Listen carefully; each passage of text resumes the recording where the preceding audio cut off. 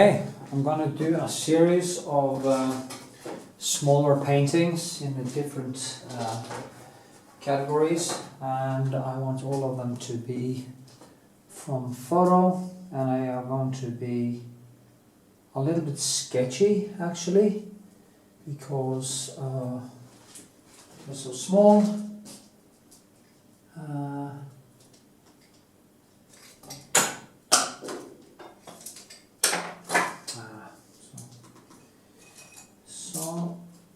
So I have to be careful with the sketch. I have to be a zen type of thing. Really, one, and here's 1, 2.5. Okay, as you see, the photo is a little bit smaller than this. So and that will actually give me a little bit more trouble, but as you know, I like trouble, so here we go. The first sketch, boom. So here, I have a lot of tests when I paint bigger paintings. I actually painted one bigger of this one a while ago, more detailed, but I also want to paint this huge. So I want to kind of get to know it before I start on the bigger ones. And a way to get to know it is to do these smaller sketches. Also, my Patreon has fallen a little bit, so it won't be economically viable for me at this point to paint bigger and more detailed paintings. So, but I'm gonna make sure it becomes very nice. So, and focused, focused brushwork, and yeah. Make it real.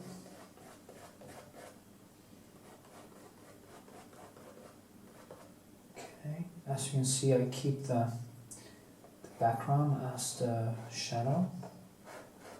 I'll also make these videos a little bit shorter, so you don't get swamped in my existentialism again. So yeah, it can be interesting. Yes.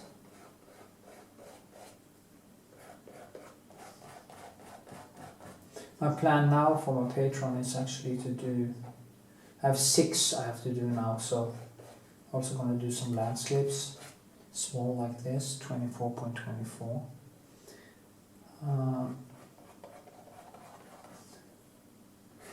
But what I would like to do is do one smaller figure painting every month for the Patreon giveaway. So yeah, let's see now if I can figure out the girl. Her name is Victoria, and she used to be my girlfriend, and she's a nice girl. She's doing dance and yoga.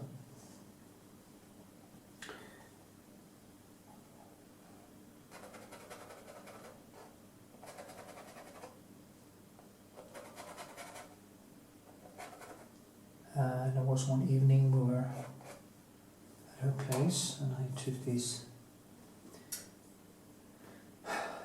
nice pictures of her in evening light, and the sun was just beaming into the room.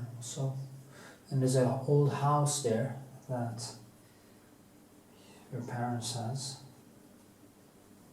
So they're just doing fine. She has a boyfriend and doing yoga.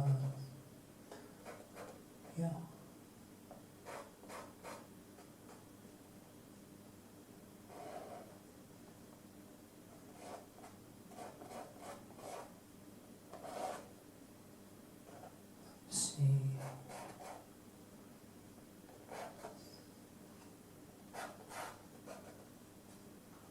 Everything is approximately, when I sketch like this, I just try to get in the main things, and then I start molding as I go along. That is also why I always start on the more grayish canvas, because the shadows is all in a way already there. You just have to fill in the light, and then you fill in the rest of the shadows after the fact, you know. So.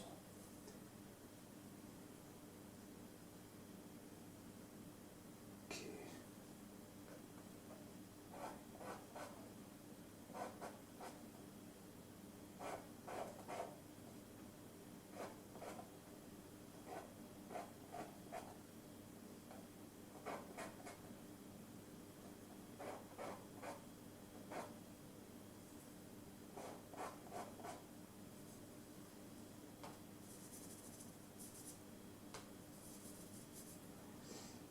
It's nice to use the flat pencils of this, especially in the beginning.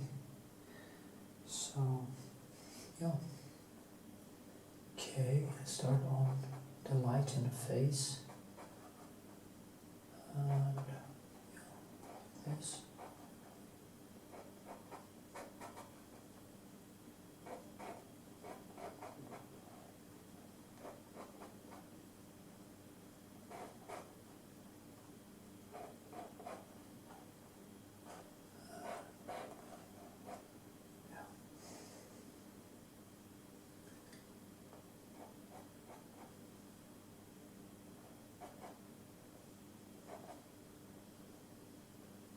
There's some light on here. You have the letter. And here. See how much time was that? 7 minutes. I guess I can go for at least 10. I'm going to put it into segments of 10, I think. And stick to the painting. Stick to paint. Not everything else I usually talk about.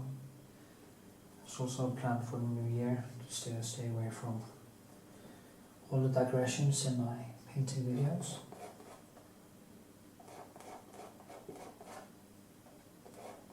You see, I don't have so much of a plan. Or maybe I do, but I don't see it. But it's more like, as I've been saying in many videos actually that I posted. Now, my main YouTube channel was suspended because I was dumb enough to try to up the view time.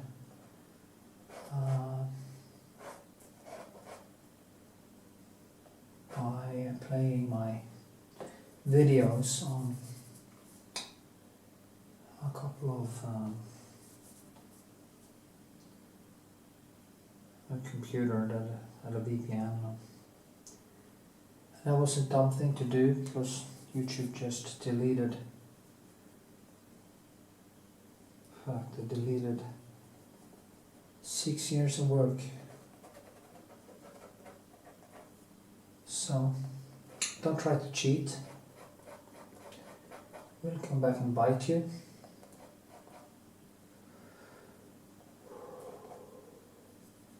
So, at some point, things will turn on you. So.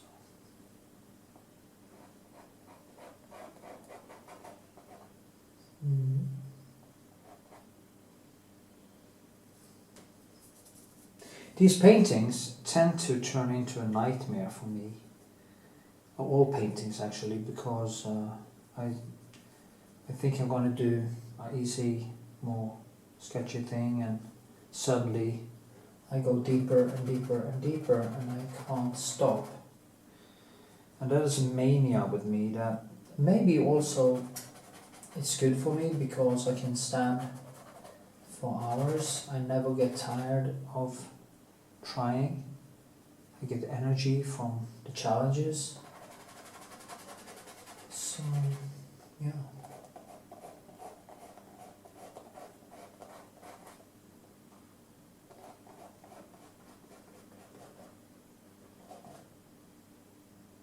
Some discrepancies here, maybe. Yeah, the shoulder is too wide. Then I start to see stuff like that, you know, I start to... Because what I do, I try to get one part of it right. Usually I start with the face.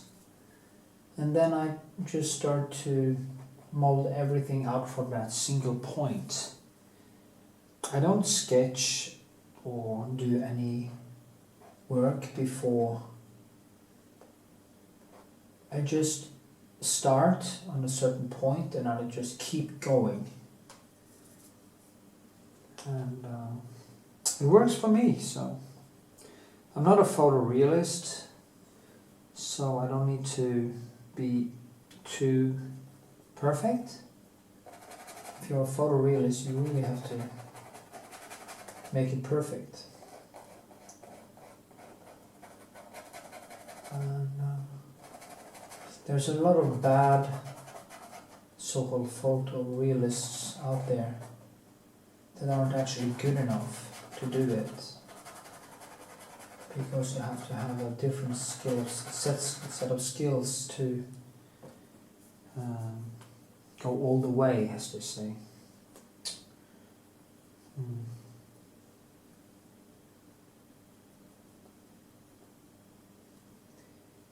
Yay.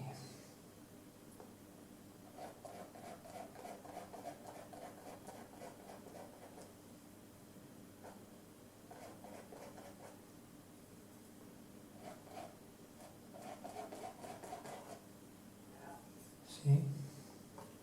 It's taking shape.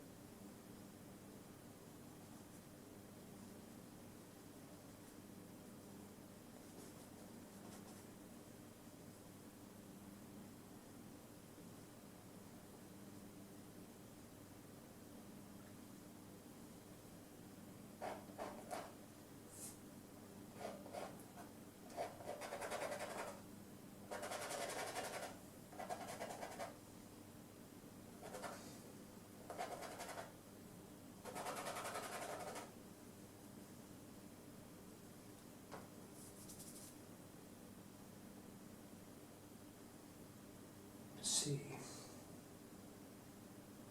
I'm always like that. I want to have the whole sketch in at once, but it's not how it works. So I just have to turn off the camera now and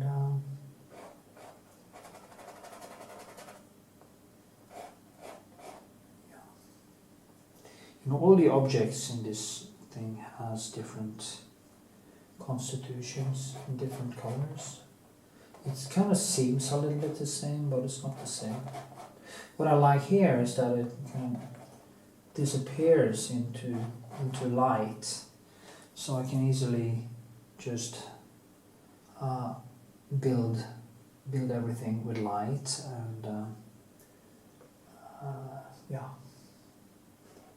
there, higher, there the hand, fingers, here, down, and her shoulder comes all the way here, like that. And then I use the background again.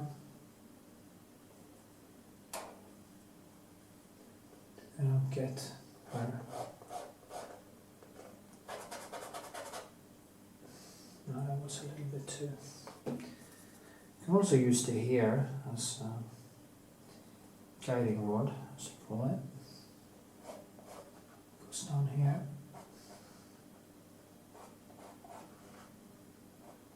And like this.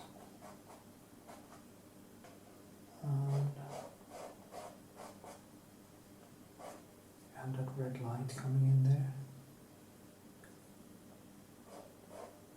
So I just overdo everything in the sketching process. I just mark it and get it in.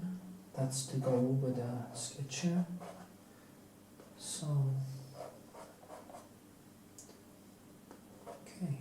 Well, I guess that must have been 10 minutes. Oh, 16. Anyway.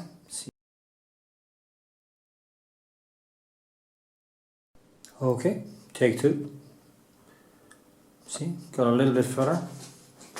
Just keep banging on. Keep banging on. Yeah. Yeah.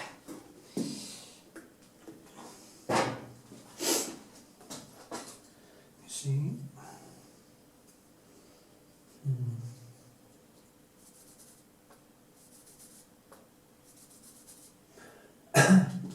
Sans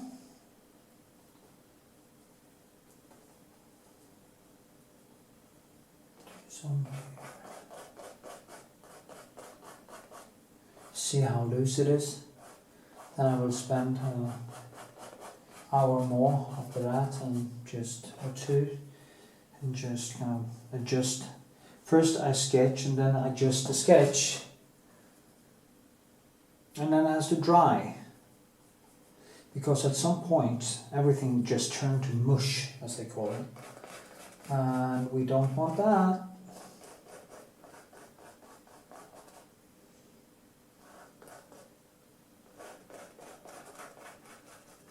There's some pots and pans there to also work with.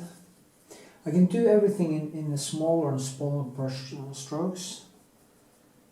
It's going to be quite interesting.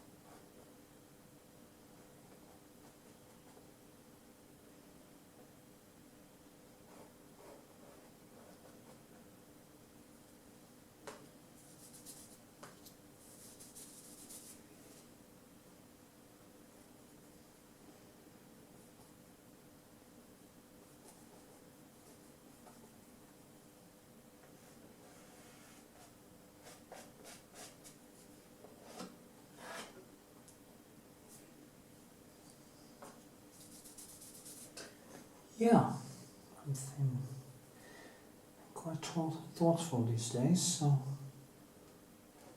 just bear with me.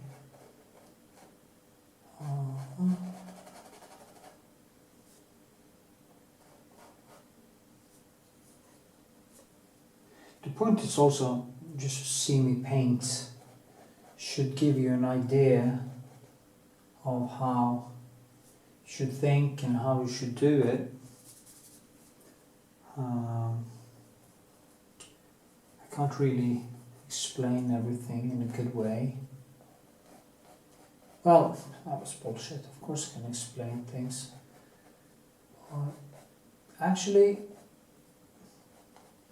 I should be a little bit like the chimpanzee that actually learn from observation. There's no vocal learning among chimpanzees when it comes to technique and stuff. The small ones are learning by watching the adults do something, and that is why actually chimpanzee cultures can be very different, because if one chimpanzee learns to do something, he just brings it on to the next generation. But there is no vocal learning, so if the chimpanzee dies before the other learns it, that is lost forever.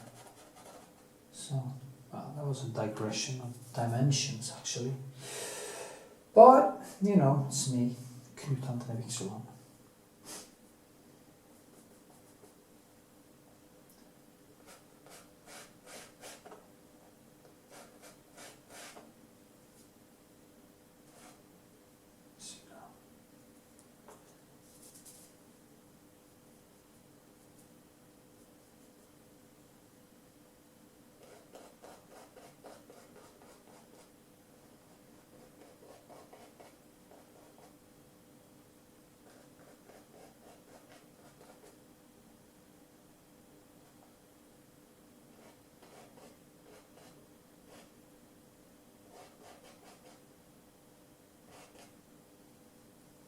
So, this is a so-called gazelle, or a block.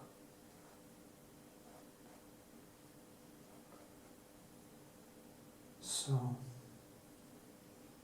here have to be thick colors, and thickest parts and the lightest parts has to be thick colors. It's very important. Here and here. There's two places it can be thick colors in this one.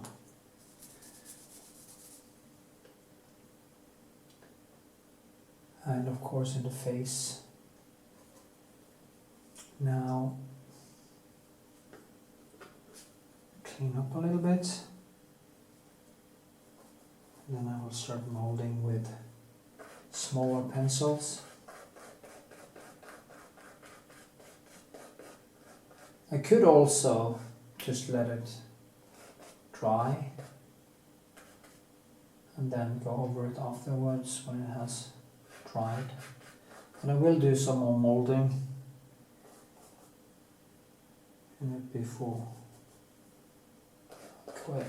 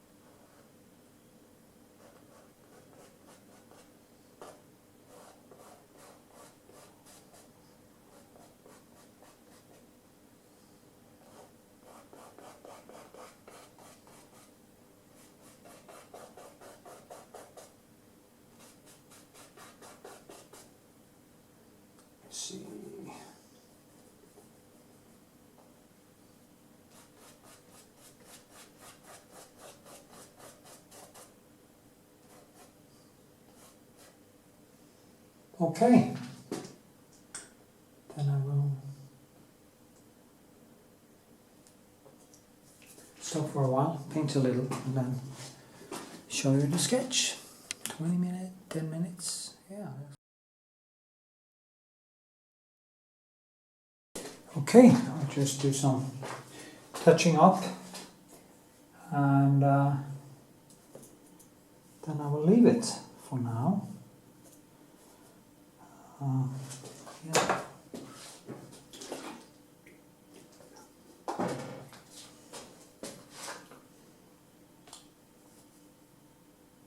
It's quite fun actually. I hope it doesn't turn into one of those traps. You see, it is so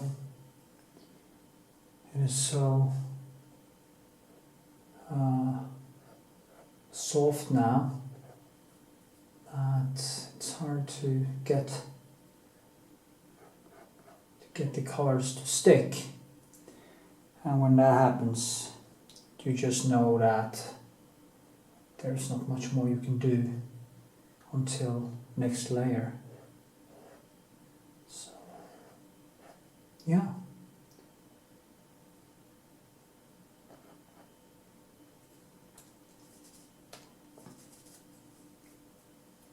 There's a lamp there, but I will do that just there, I think.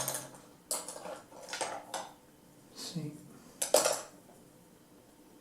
So.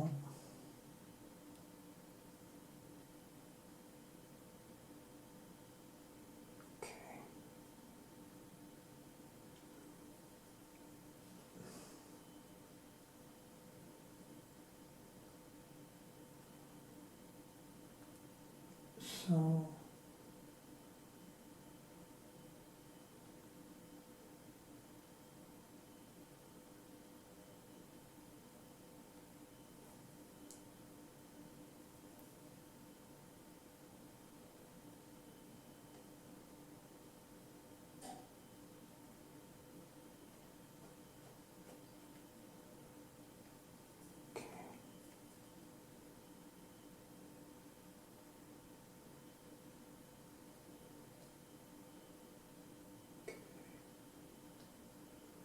this, like this.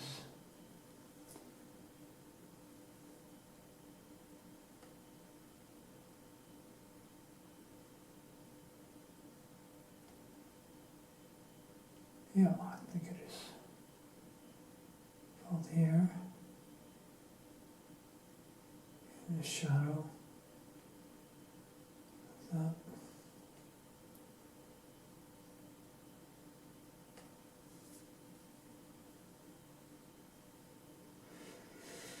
Let's see.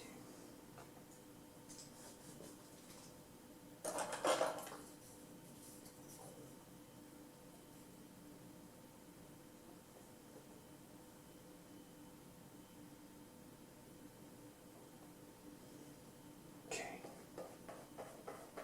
You see it's so soft. It's funny actually, because all the hollow usually becomes a little bit more thicker. But I guess, okay. So, yeah.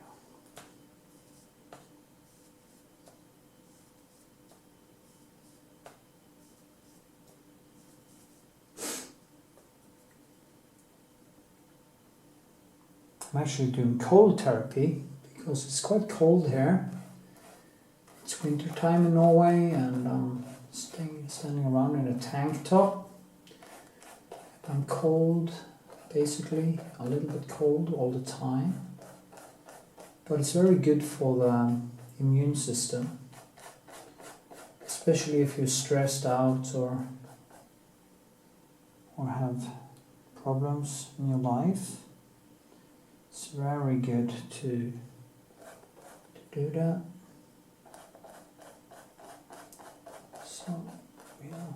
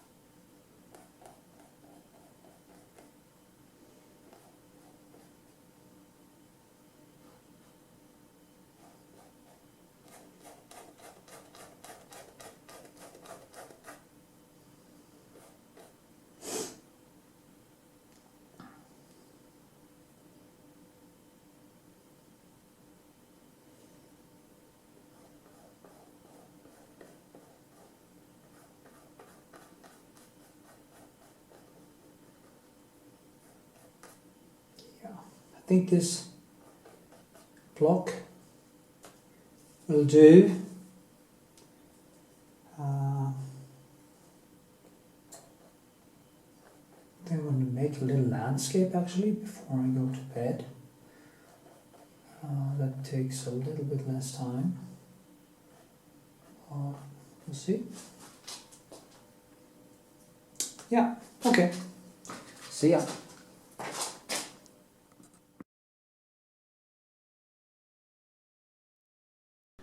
Okay, I will only do this once, and that is in this video. And that is the retouche varnish. Retouche varnish. And then the glaze. I just do one time. And maybe because that is all you need. This is an old home retouching varnish that I use to get the colors out, and I think it tends to work. And then I use the glaze after this when it had dried for a few minutes, and I get this more sticky surface, so the colors sticks to it better. And that's the goal with this one. Yeah, so in a few minutes I will turn this back on and do the glaze, and yeah.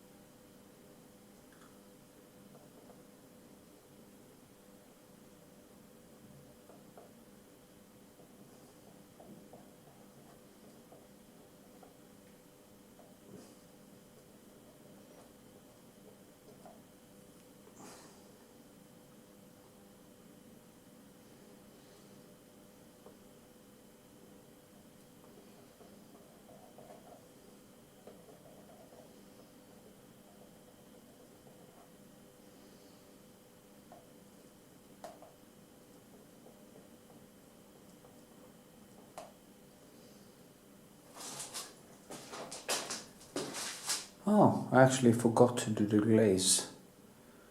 Okay, I forgot to do the glaze. So, I just put in another layer. I can, yeah, actually, I put on the retouche varnish actually. So it's kind of sticky. But I actually just went right into it and forgot about the glazing. And it seems like it's fine actually. Maybe I should just paint, stop doing that every time, because it seems to work anyway. Yeah, glazing is not necessary in every layer. It's nice to build these very high textures. Yeah, I'm gonna try to, after as I go along now, I'm trying to be very rational in the brushwork and be kind of sketchy. I need, when it's so small as this, you have to find a different way to paint it. Go a little bit closer so I can actually see better. Yeah, maybe do like this. Okay.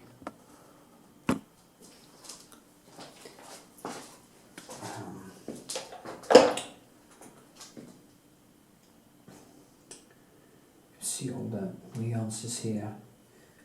If I can only use brushwork and not start to twinkle with all these small details, these paintings can actually be quite nice as a kind of a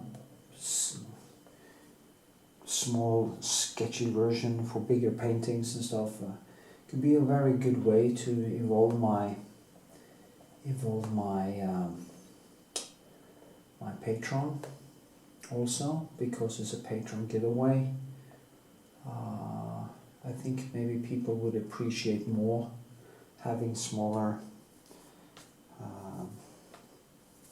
figure paintings on the wall instead of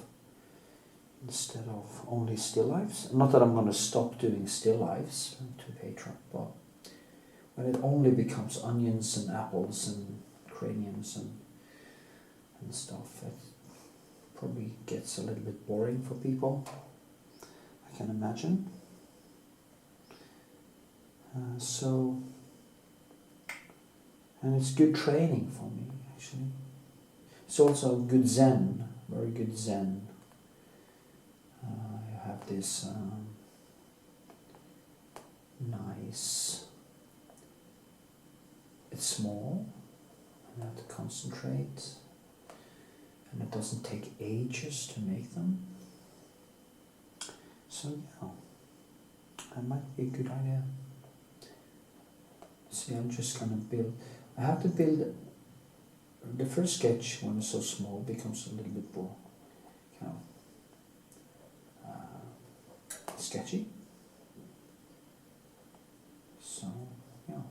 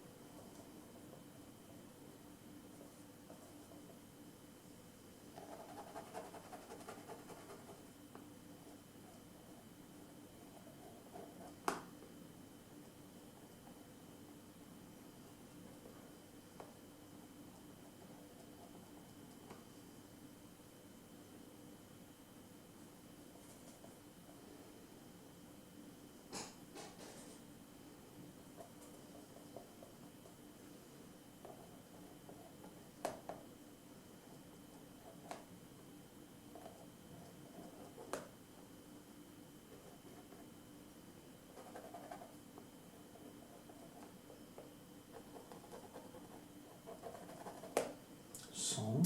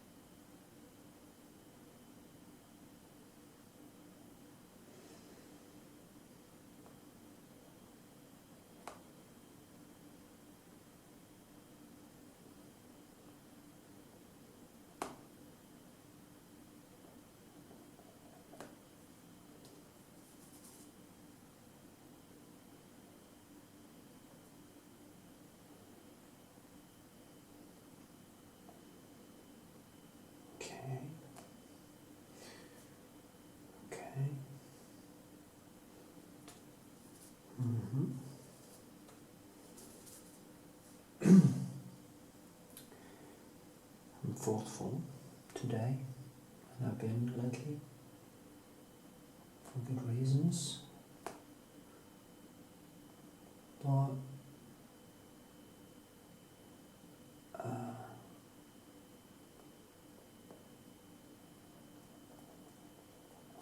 I have this great flow in a way. It's almost like I have given up all distractions in a heartbeat, and I just want to paint and live. Feels great, really strange, but great. I have a moment of zero.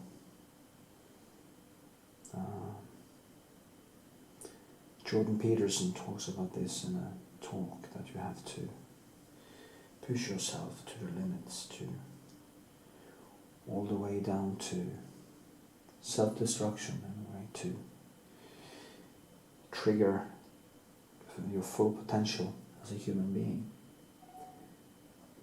And that's basically what I've been doing for the last 2 or 3 years on every level. And,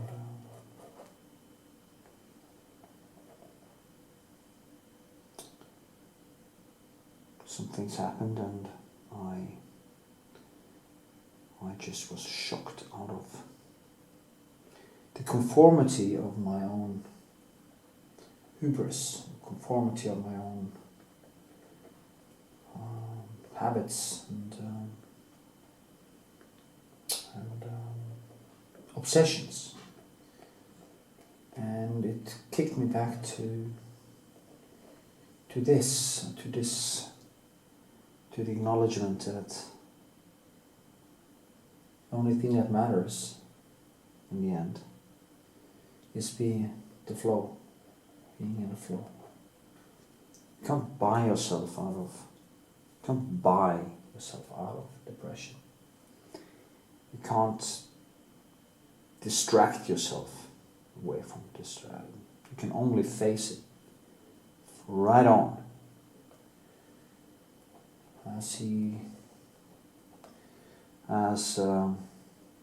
I really learned to love Jordan Peterson because, as he says, you have to become a monster in a way to be able to tackle, to get stronger. You have to become a monster, but not be a monster. You have to connect with yourself on such a level that you know you are capable of being the monster, but that you choose not to, because you love everything in a way. You love everything. And it's funny because I went from being a very naive young man to becoming thoughtful and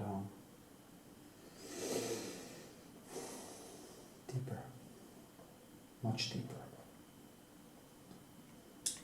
And everything that happened to me during my lifetime, which I hope will extend for a long time into the future. The funny thing is that it is always the negative stuff. It's not the good stuff. It's not success that has led to my awakening. It's always the downfall. It's always the depression. It's always the struggle to keep going that has kicked me into overdrive. And that is a good thing about these things, because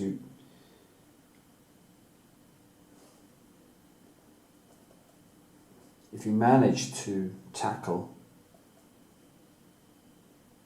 you manage to get out of depression or sorrow, or you battle the pain, or you become really strong in the end. You get stronger and stronger and stronger. And that is what he meant with you have to become a monster. You have to become, can't be a victim. You have to, can't be a victim. You mustn't let yourself be a rabbit, as you said. I think it's a very good thing to say. Don't be a rabbit, be the predator. Without being the predator. Have the potential of being the predator, but don't do it. Don't be it. So I think, yeah, I should link this talk. Actually, it's he talks about it in his lectures, but he also talked about it in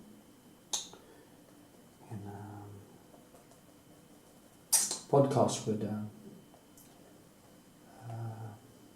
Joe Rogan. So, yeah.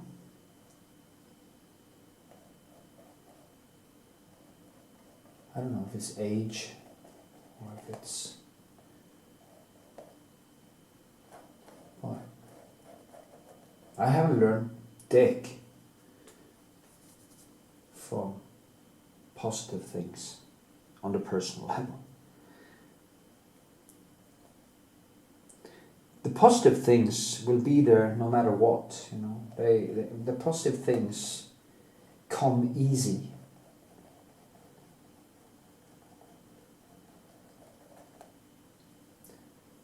The things like good food, dance, sex, being social, all that is just bliss. It's just fine.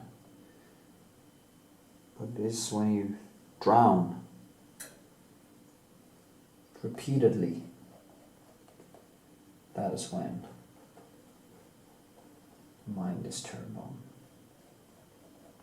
and you become something more.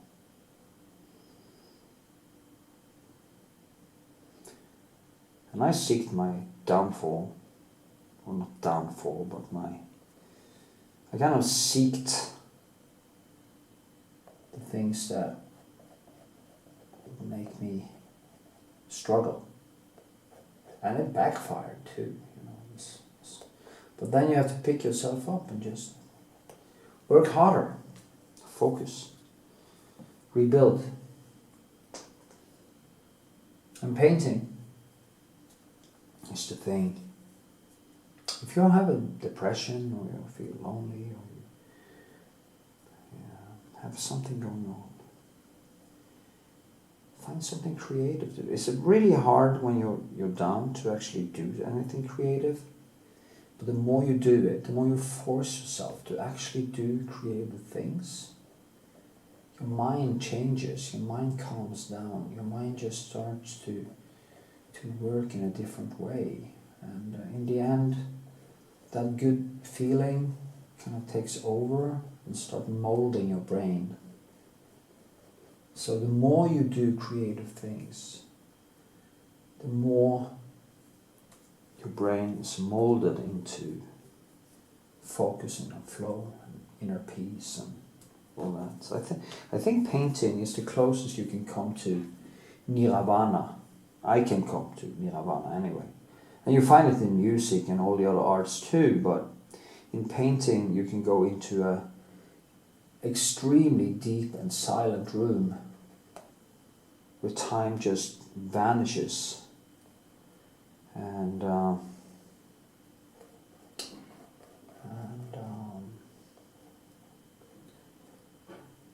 just feel at one with yourself. And it's beautiful. And the more skill you get, the deeper the flow. And that's very important to evolve skill, because the more skill, the deeper flow. That's with everything. So, yeah. Anyway, I will just keep on painting. And I see you in the next segment. Hope it was...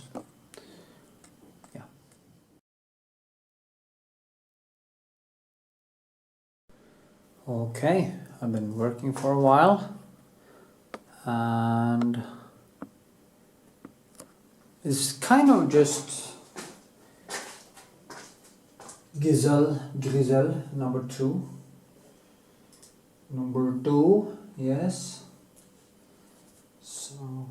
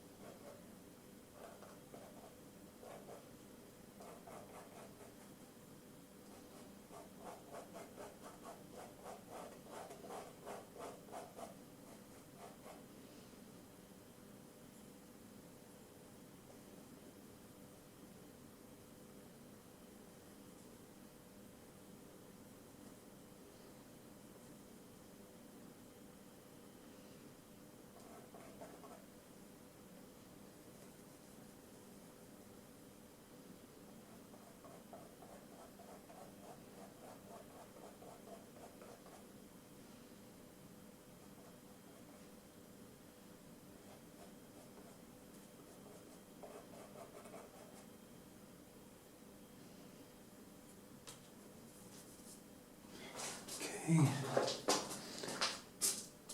Think.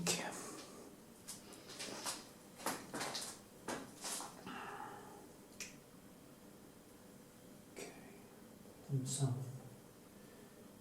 some small detail. And this.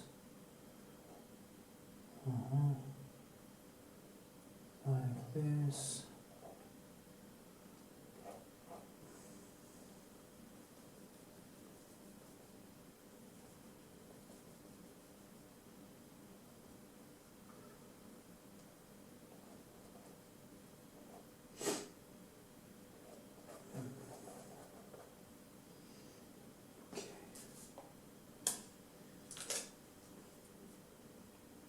When I have something like this, it's kind of better to just work with the background first and then put this on after. But also nice to have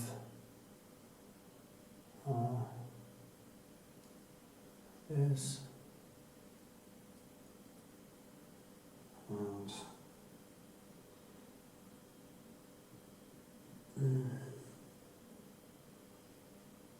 so, and this lamp, this, yeah.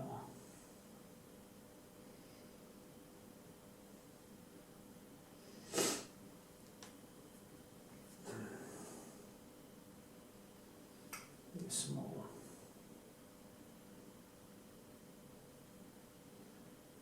Yes.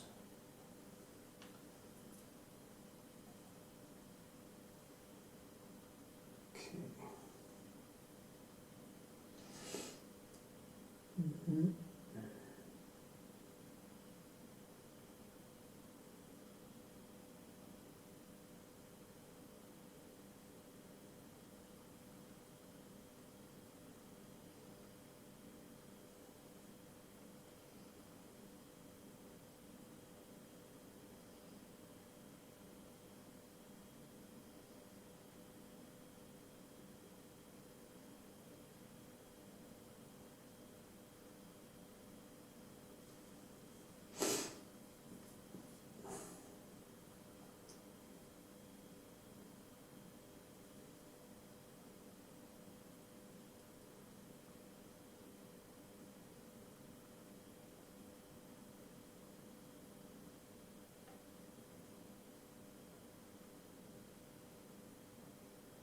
So, that was kind of fun.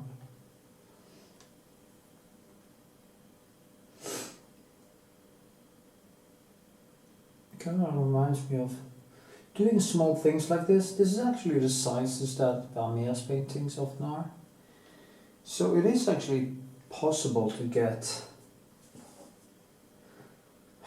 something real out of it. But of course it takes time and effort. But I think I want to do that because I should make things like this. Also an economical question, because if I only paint the big ones, they only sell once in a while in a way. It's not that you have a... Because people's houses are not that big. And yeah. So.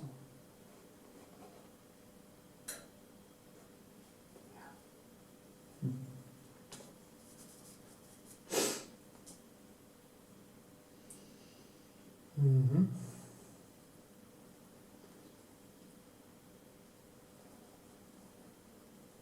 So.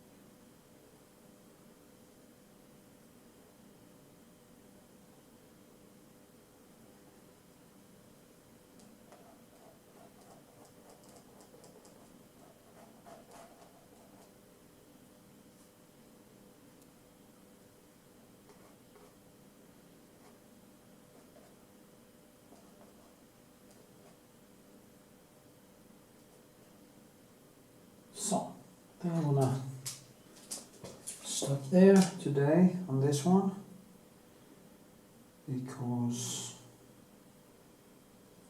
I kind of reached the point where I can't put on more paint.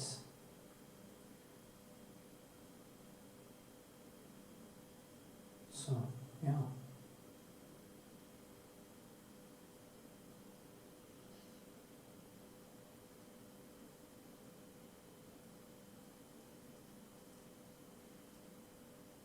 Mm-hmm.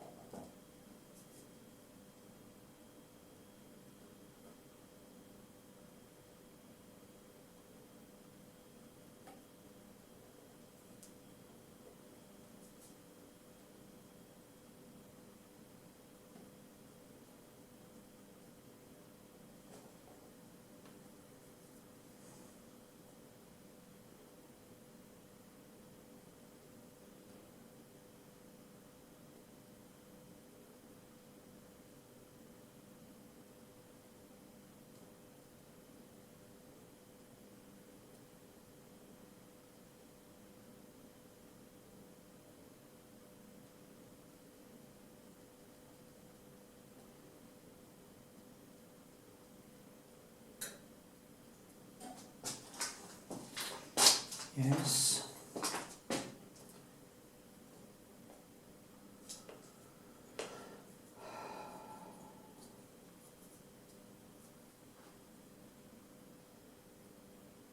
I have to say, painting a conch or something like that is way easier than this.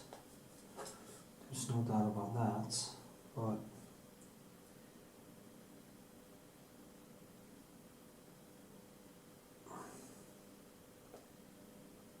so it is.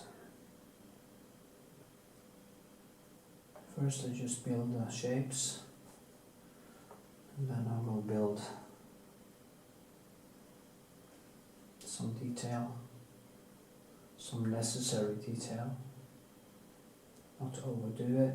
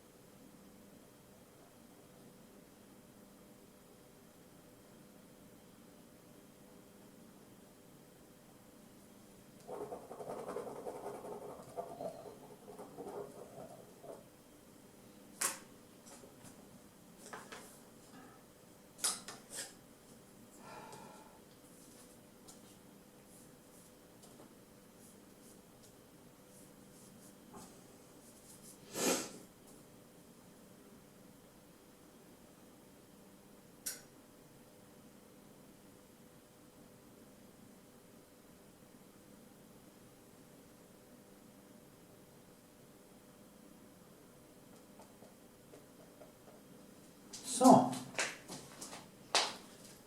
almost some better white.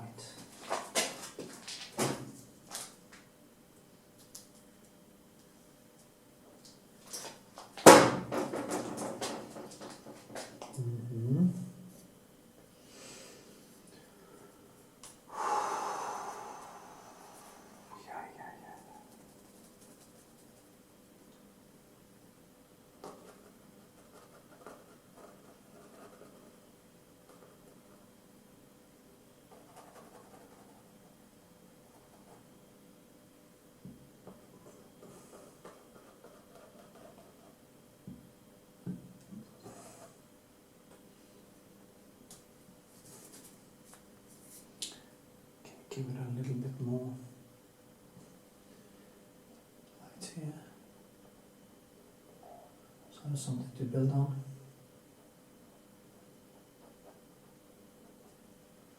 Yeah. Do you think this is actually becoming something?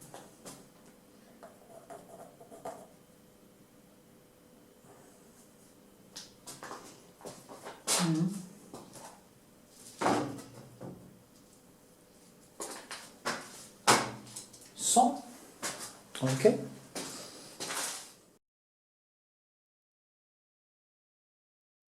Okay, here we are. Gonna do a kind of a light glaze on it because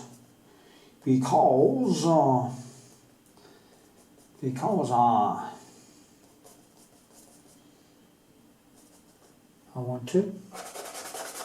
That was way too red.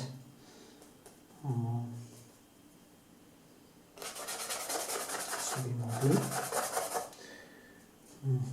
I want to go over this like this, so you can see, and get some colors into it. I didn't really have to do this, but just to give it a little bit of a fresh start, and I'll just paint.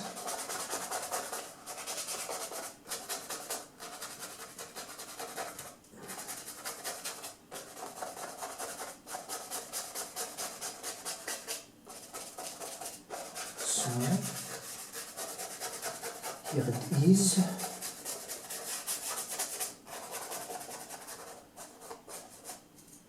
It's kind of nice to do these small things here.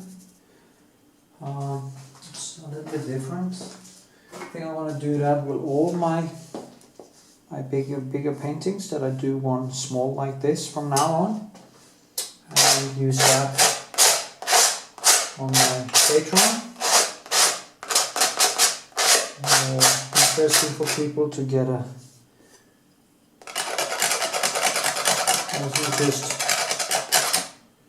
not just as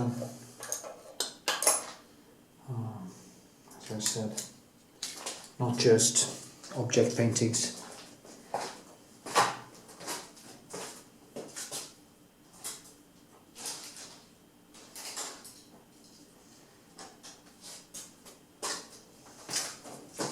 And as usual, I will start out. I think I want to focus a little bit closer, or maybe do like, I know some people has told me that they like me to show the subject at the same time, so I'll do that.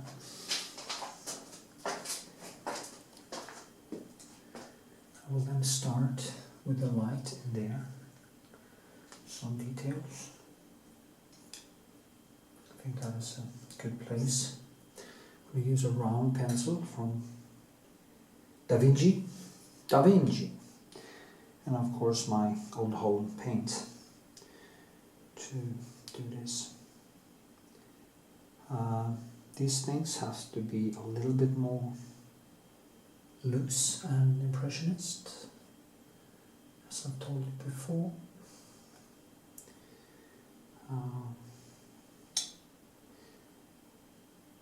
It reminds me of the small paintings of Johannes Vermeer. that is basically the tradition I want to emulate in these things.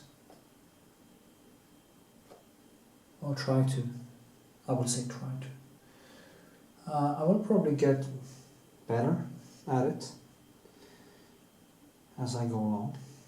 I still learn like a child, actually. It's kind of strange. But it has been my kind of learning curve all my life, is that I learn from my mistakes. An incremental build on pile-on of mistakes that in the end leads to a better result. And this has happened both in a human, the ordinary human level, like my consciousness and everything that I've been learning. By doing a lot of mistakes, that actually has quite a high price, actually. Yeah.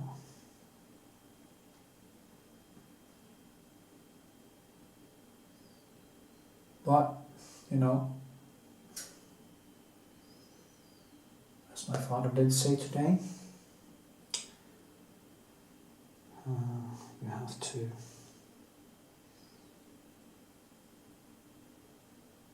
kind of break some eggs to get better,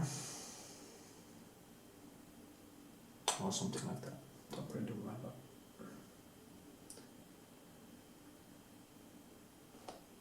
And the same thing with painting.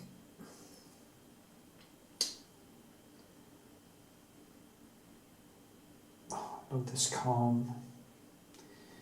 I've been thinking a lot about why I started painting, and I remember the first time I just was drawing. It was this girl that gave me a pen, some paper, and I just started drawing, and it was like, because my brain is basically on from dawn to dusk, is never off, and when I started to do this, it just focused all the noise into a point. I think, look at the painting as a point, and my attention was dead focused on this point. Maybe that's also why I always felt good in the both karate and taekwondo training. In karate we did kata, and we did or do pomsa in taekwondo, and also I love doing it. Many people don't like it because it's not related to blah blah blah, but it focuses your mind in such a way that I personally love it. And the same thing with painting. Kind of focuses your attention on a certain thing, one thing, and brings you into that deep flow. That is a lifesaver for me, actually. It's like, I can't really say how important it is for me.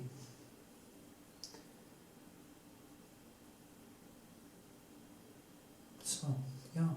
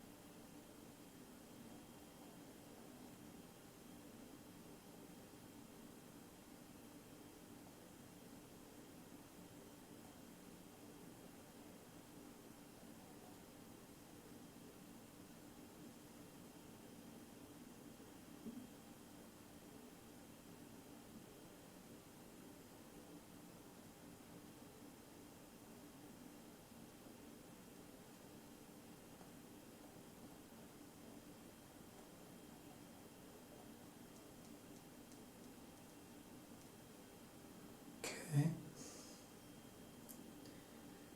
There's a really... Now here it just glides into one another. There's not really a big difference between the envelope and the address. It's more like a texture difference. So I guess I'm gonna do some higher painting in here, and then some higher textures there, and keep it more down. The other one is here is coming down there.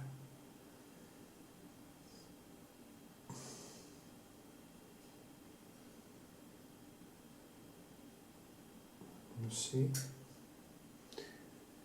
I can, yeah, that's quite red actually.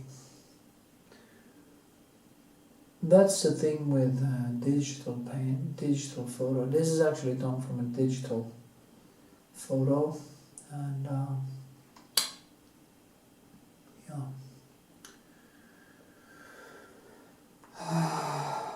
And it kind of becomes a little bit, it doesn't have that much information as my analog things.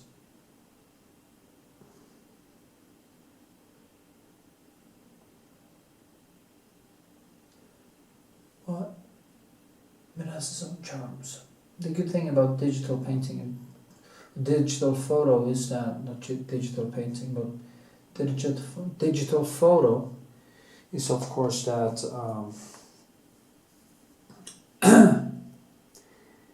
you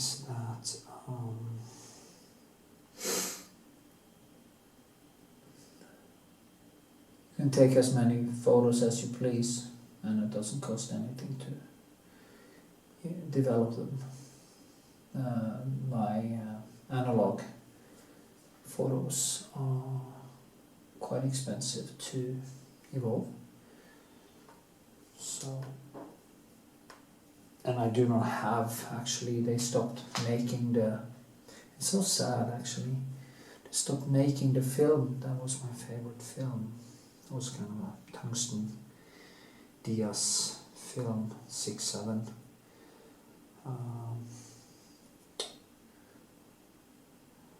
With actually a filter that filtered away, a blue filter in the film, that filtered away the yellow, much of the red and the yellow. I don't have much left of it, so. But then again, I have enough photos of models and stuff to basically last a lifetime. So.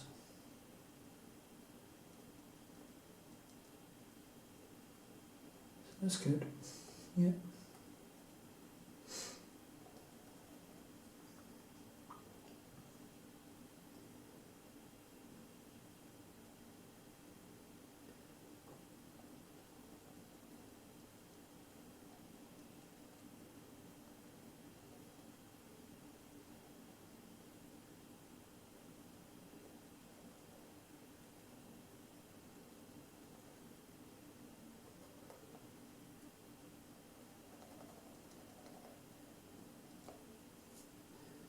Okay.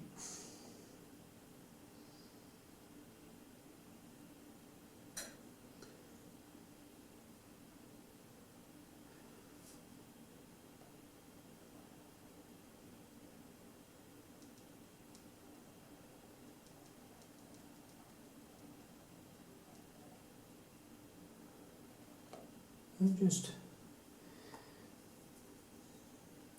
tinkle.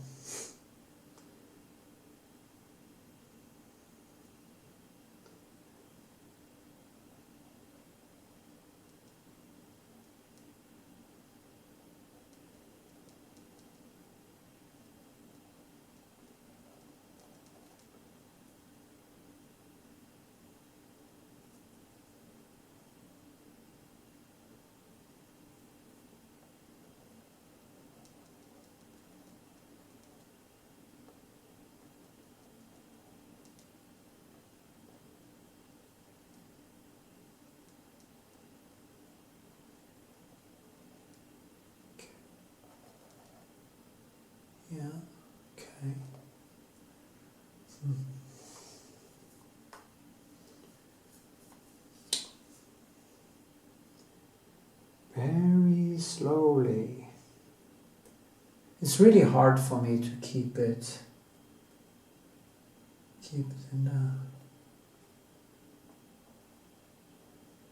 down in the more impressionist thing. I tend to go for clarity.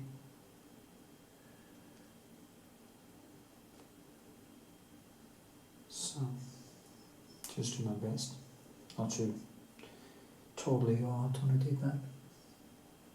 When it is this small, it's limited how detailed it can actually be, so I guess I'm going to be alright. Probably, hopefully, gleefully. I'm going to become a specialist doing small things like this. I decided to become a better painter and a better human being, actually. I'm going to better myself on every single level. That's what I'm going to do for the rest of my life. Focus my time. I'm going to take Jordan Peterson very serious. And try to, as I told my father, try to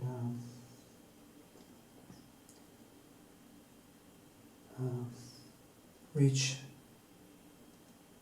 when I die. I want to feel that I didn't waste my life. I don't want to have too many regrets. I already have so many regrets that I have regrets enough for a lifetime. I don't really need any more regrets to poison my life. So, yeah. As Sam Harris did say, it's always now. And tomorrow never comes, maybe. You saw this guy, this NBA guy, or this, was it basketball dude that was killed with his daughter in a helicopter crash just now. I mean, reality was as real to them as it is to me. And then they're going for a joyride and they're just having fun and laughing and love. And then boom, they're dead. It doesn't matter how rich you are, it doesn't matter what your aspirations for your life is, it doesn't matter.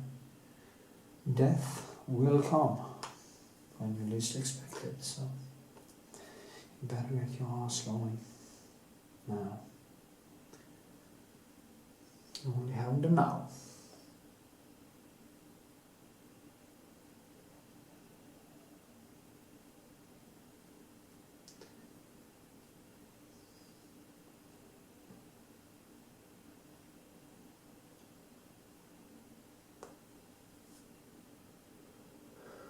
Okay, well, I'll just keep painting and see you later.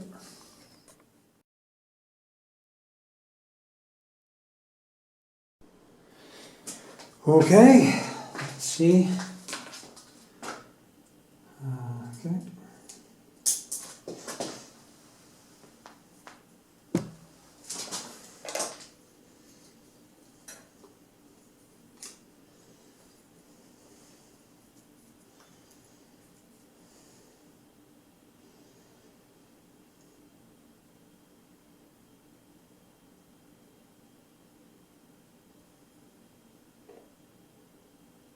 See, just build and build, and I guess it's starting to take shape a little bit.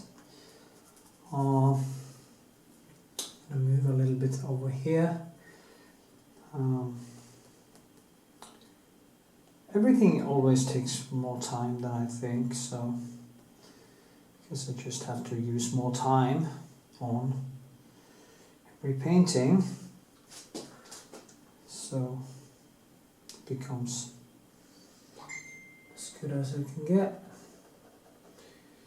My mother is probably sending me messages as usual in the middle of the night.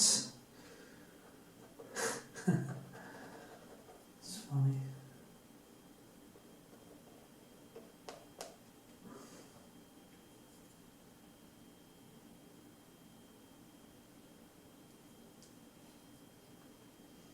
Okay.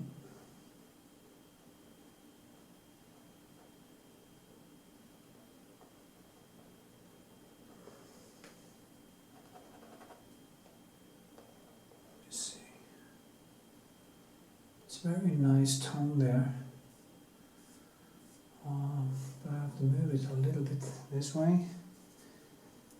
That's the thing when I work, I just keep moving things back and forth, and yeah.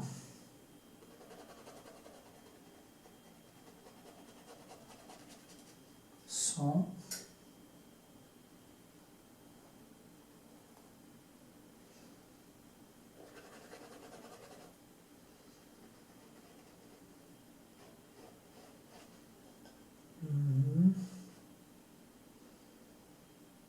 Maybe see.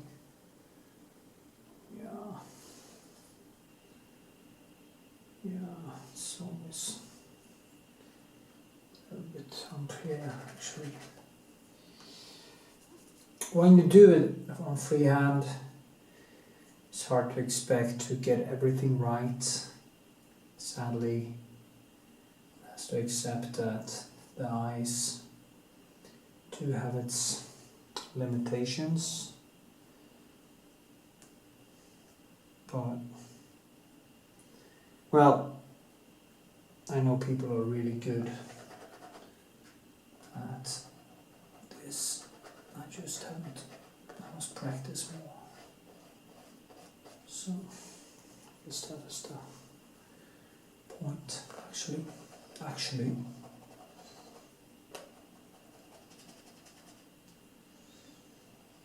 Yes.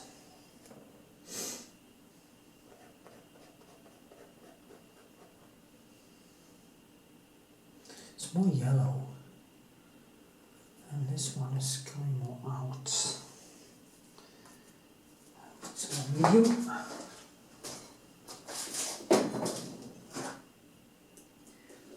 The goal is to get a nice light in it.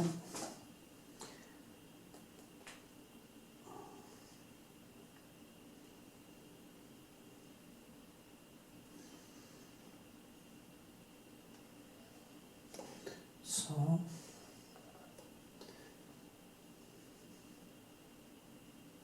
I'm using these more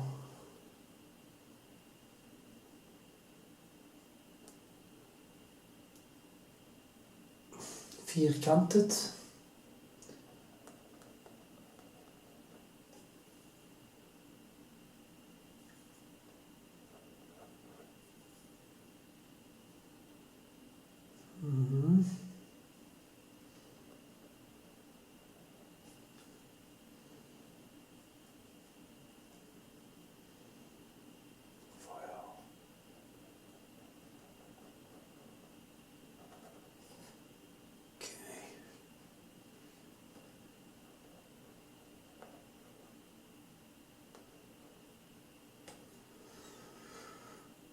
Okay, let's see.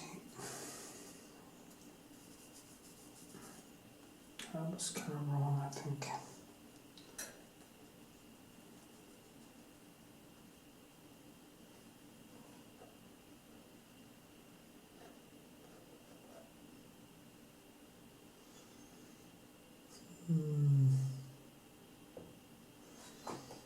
This one is more in there.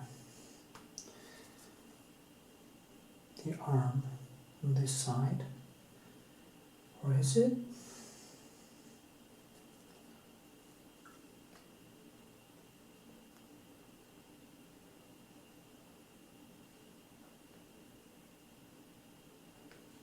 Yeah, I think I was more correct. I have this small mirror that is very effective to use to measure exactly where the details are. She has a lot of spots on her dress. It's going to be a challenge.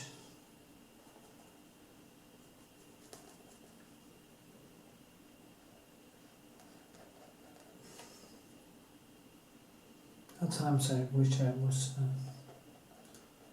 lumberjack leaping from tree to tree in British Columbia. Just kidding. If you're old as me, you will recognize that joke.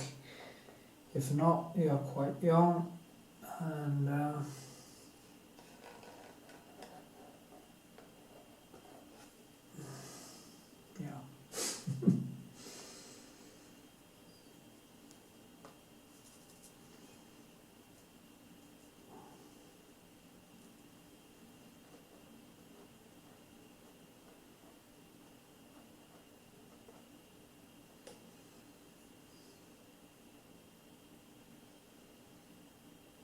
Mhm.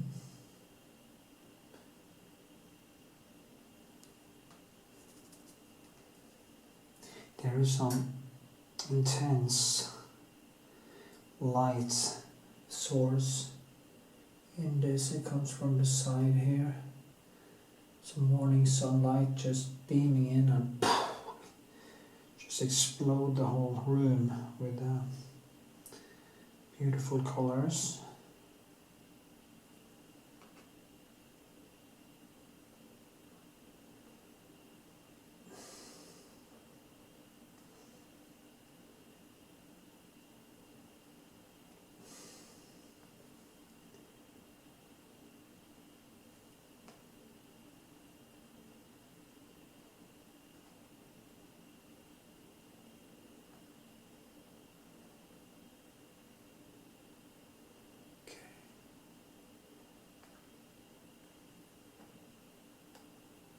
This one is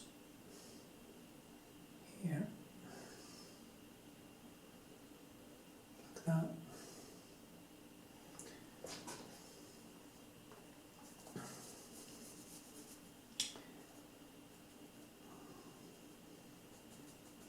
It's funny how much time actually goes into these things.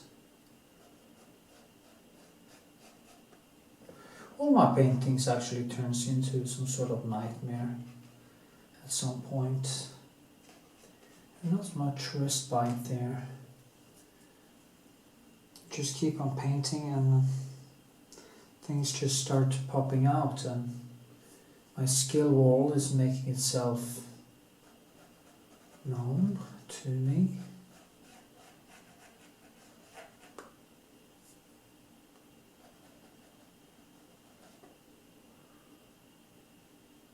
It's a little bit too fat. Too wide. Actually, she's not fat. Or was. Is not fat. Yeah, she's like that. She's slender ballerina.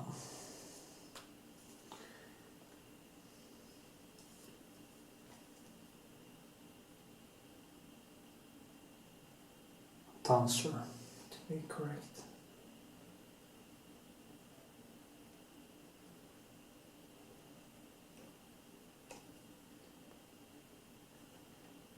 We sure had a lot of fun.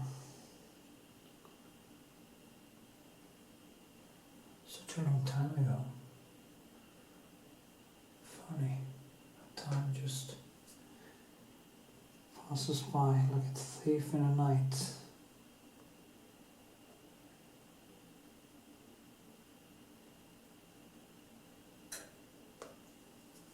Soon I'll be dead. Soon I'll be gone.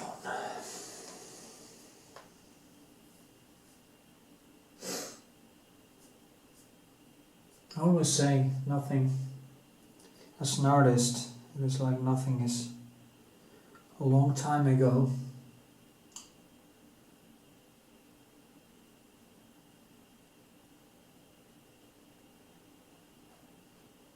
time just tend to slide. Things change, people change, die, and stuff. So strange.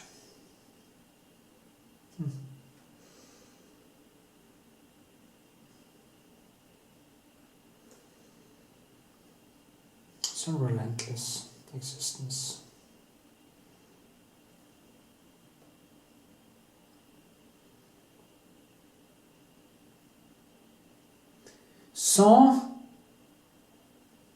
So that poof.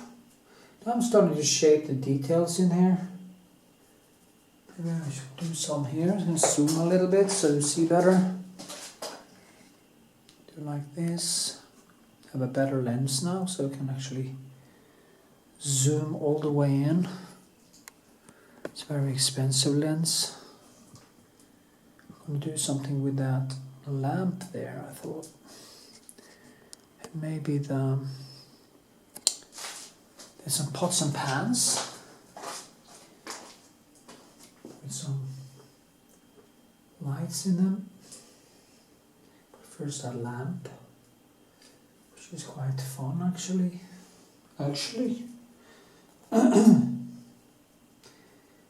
Starting to get tired.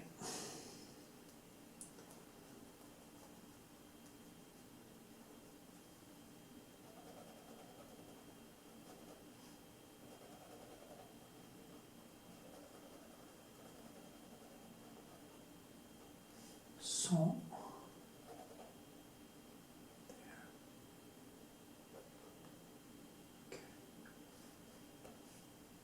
just approximately.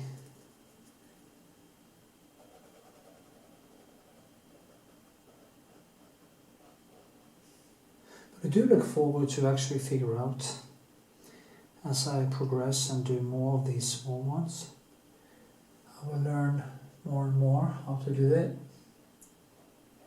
get better. I have to study more of varnish. I was actually at a Frick Museum in New York and also the other museums there, and breathtaking. If you see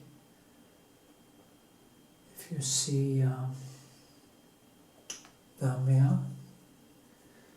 Some of his paintings are just amazing. Others are actually a little bit too flat, like cartoonish. And that actually surprised me because it's hard to see that when you see them on photo. But the best of them is just extremely nice.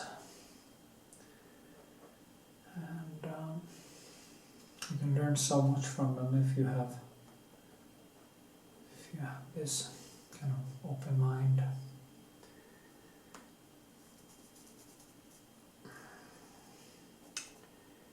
Take in. I remember I was with a friend I had in art school. I was at the Norwegian artist Knut studio in the beginning of the 1990s, and it must have been like 1990 or 91. And I remember my friend told me afterwards that I was like a sponge. Took in like information like a child, like a sponge. I just sucked it all up and got inspired by it. He's one of the great painters of our time. Sadly, he did some thing where he started to talk about being a kitsch painter. I have no idea what that was. But he's not a kitsch painter, he's a painter's painter. So it doesn't really matter what people say, it's more important to what they do. you know, his painting speaks for himself. As the colors he uses, not really my favorites, but the way he's using the paint is just incredibly amazing. How he shapes it, like the textures he builds, and nobody can take that away from it. It's almost like sculpture. But if you use more colors, color circle, and his paintings would have more life in them, I think. But that's his way, so I guess I just have to hang on.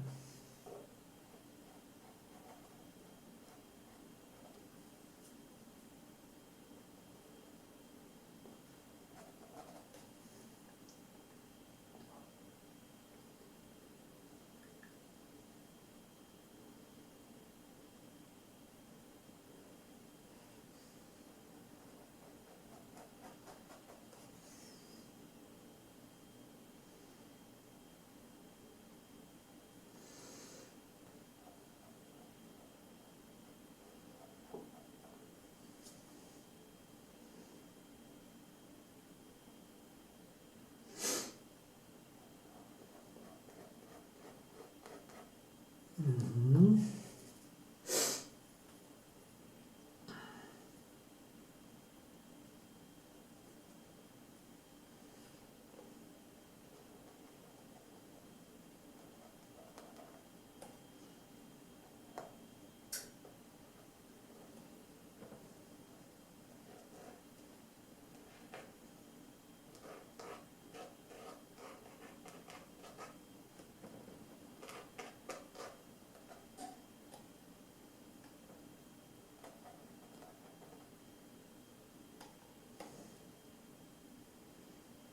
See now.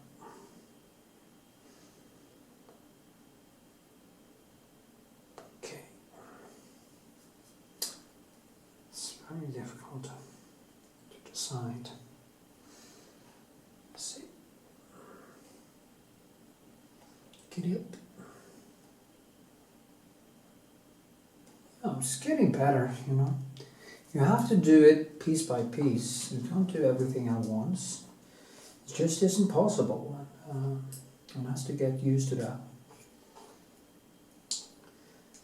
It's layer upon layer until you reach that point where it's just small details left.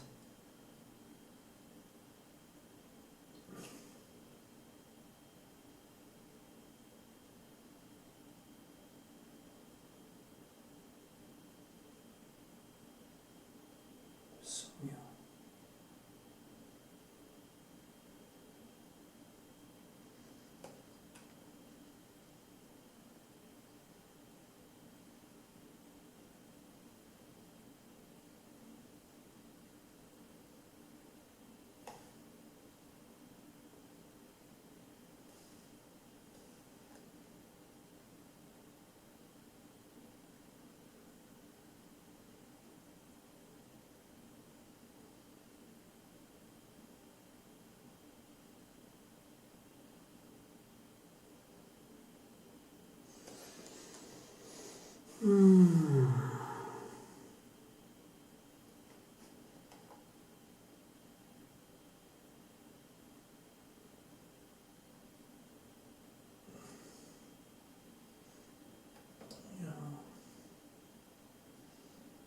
Okay, those are pots and pans.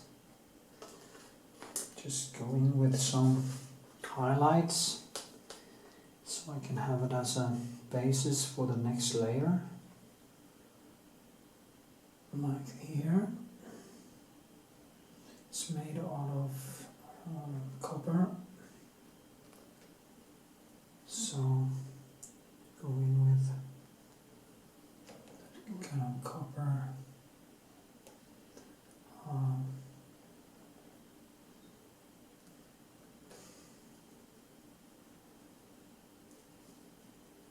And then I just tone it down again, like this.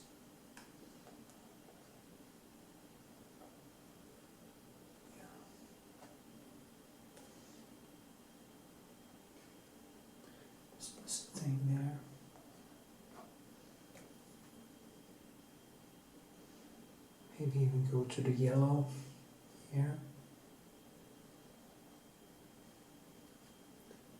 Get that shine. Take some white and you just give it that shine. I'm going to show you in another segment how to get the metal shine. I actually have a shorter video of how to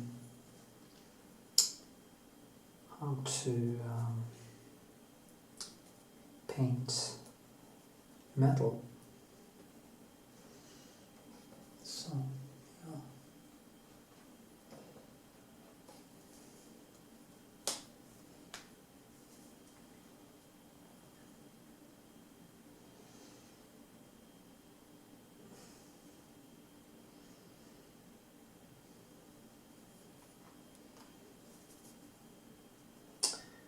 Kyle is always complaining that my videos are too long. But I mean, if I'm going to show people what I do step by step, and I do many layers, if I did one layer, it would be easier. But it kind of isn't one layer. It's many layers. Therefore I have to take it step by step and I'll show you. No wonder why my channels were hacked actually, so the thing I have been building now for years just went out the window for, at least for now. I'm just gonna go down to Google again tomorrow and demand I do something. They're stealing my money, for fuck's sakes. It's horrible. Stealing my stuff. Some Japanese dude is posting a lot of ridiculous Japanese things on my main channel.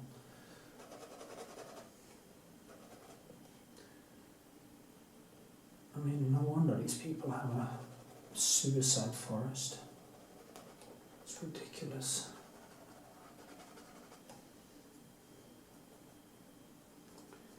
People are watching so much shit.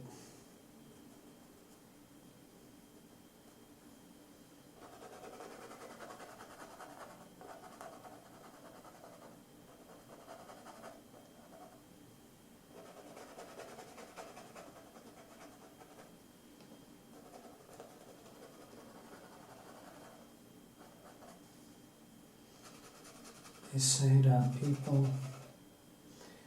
they don't want to hear no evil, they want to see no evil. I disagree about that. We should see and hear all evil. See the cruelest things and see the best things, and it will make us critical, and it will make us appreciate what is true. Not the fake bullshit that people are watching in to subdue their minds. All the people are depressed.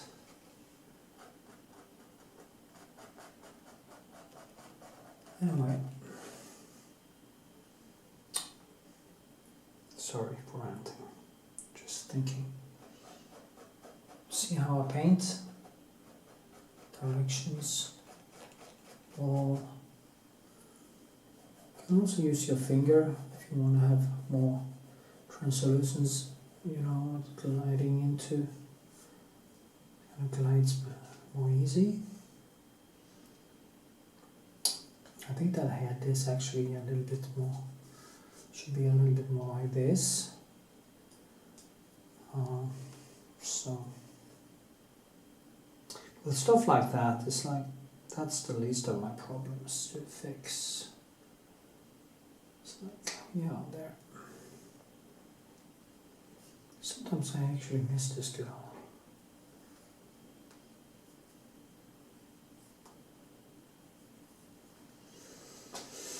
She was fun. I've been single since 7 years ago.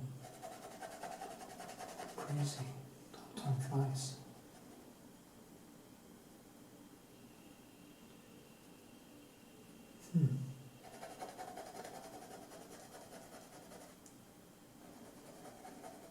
See now, I try to get some. You need to have the wall.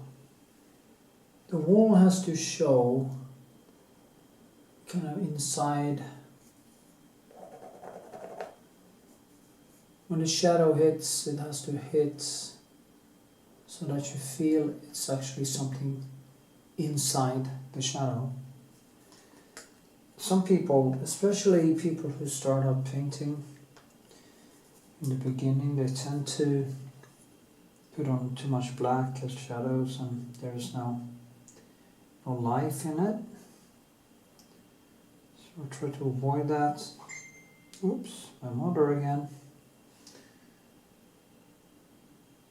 So, okay, just build on this. So in the end, this will just brighten up like crazy. Yeah, I think that was good for now. Next time I will start to mold the face more, because now it's really kind of long.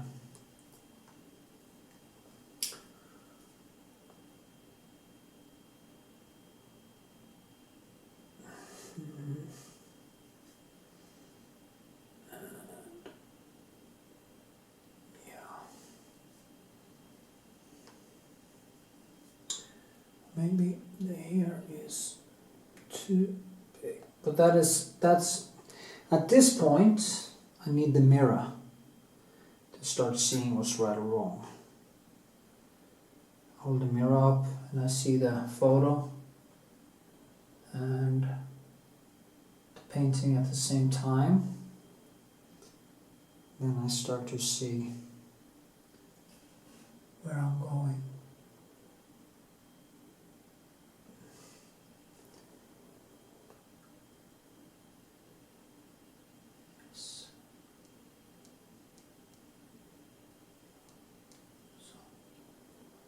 Something like that.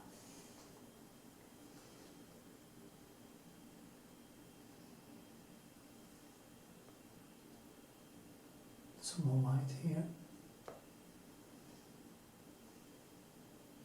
This is kind of a micro-impressionist thing.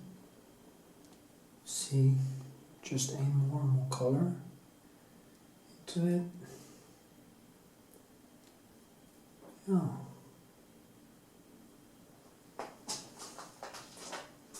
Okay. Until next time, stay cool and keep.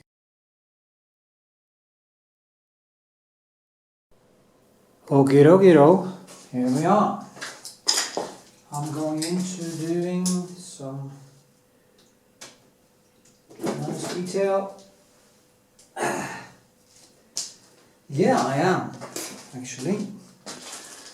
And I'm gonna do some kind of shorter segments so you can actually see what I'm doing. I put on some retouche varnish just to kind of see the different colors, but I'm not going to do a glaze until I'm going to do kind of a micro glaze. I just take some of my colors and kind of put into the shadows like this, some oil. But I want to work with some details, so I'm not going to shake it up too much. I need some new smaller pencils actually. I need to do something about that. See, is that I don't have any black on my goods. I need black. Why didn't I put black on?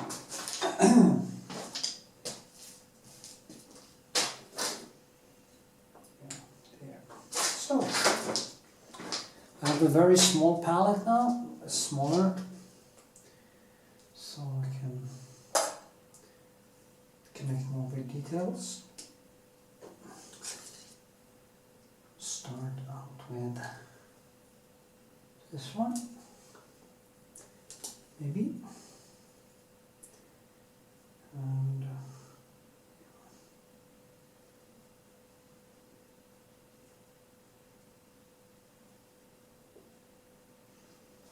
okay.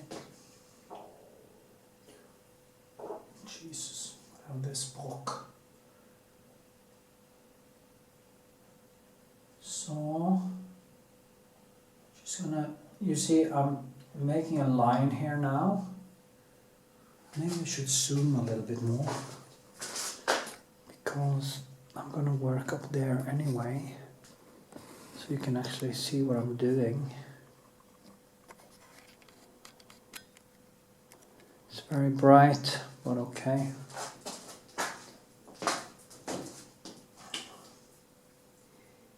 It wasn't supposed to become so detailed, but I can see now that I won't be able to avoid it.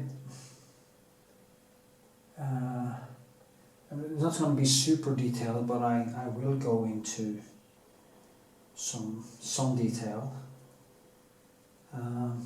It's just me in a way. I can't really get so much peace if I don't try to make it as good as I can.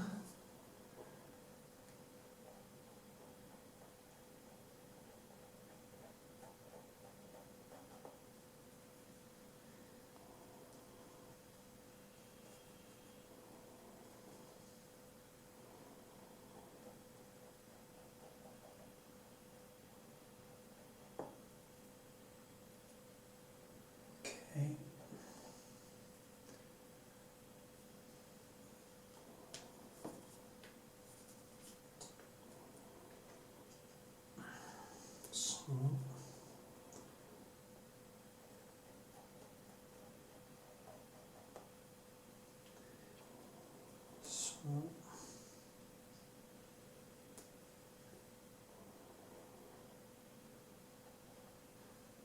Okay, I need to go a little bit more bluish.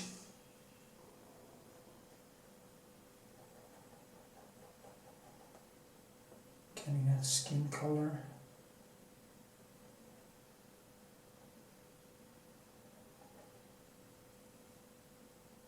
Yeah.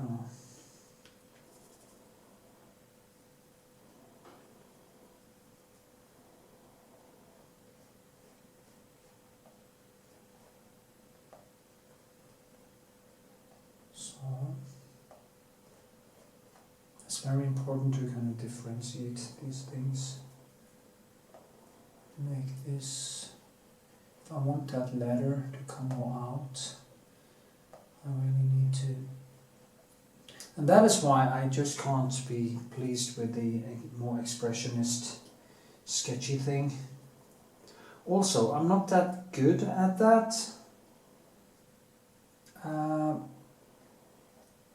because I haven't trained myself in making beautiful sketches. I'm more trained in building the painting bit by bit, and yeah.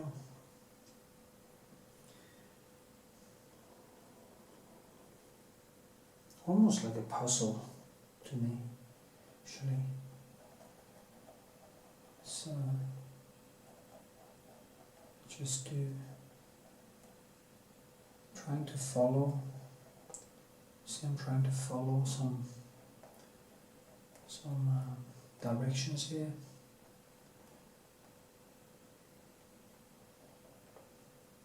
Like this, okay. Somehow I want to paint that painting big, that photo big, because it's absolutely beautiful.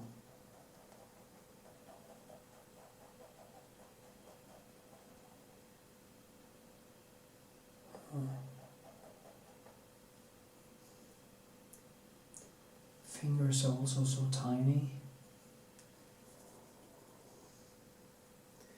But I'm gonna, every time I do a new one of these small ones, I will become a little bit better. And yeah.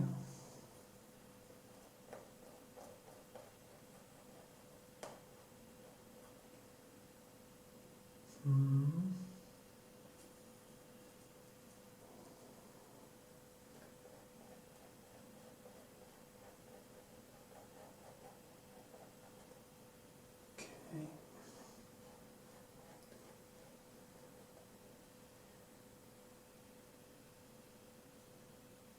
Yes.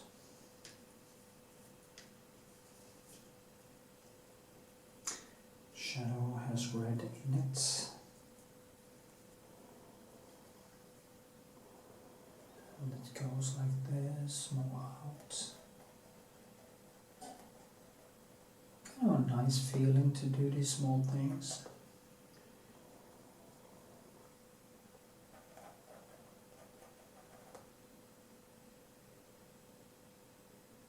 No, there, yeah. There.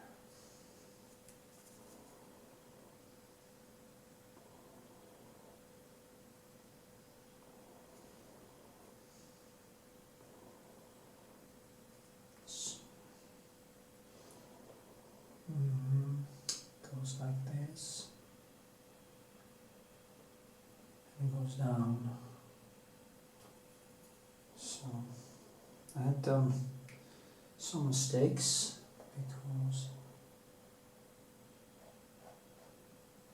I guess I didn't concentrate enough. This one is actually a little bit different too. Bigger difference between there and there, so it gives her that waist, because now she looks too thick, but when I go more in there she seems a little bit more slender. She's a slender girl, so she wasn't so big. It's funny how time is for me. It's like time stands still in a way. It's nothing that was a long time ago, and I kind of keep on being stuck in the past in a way. I don't think it's good. I should try to move on.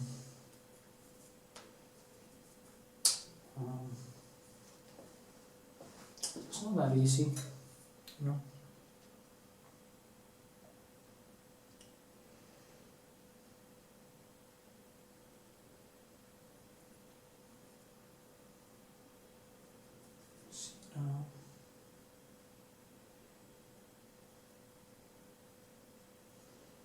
Yeah.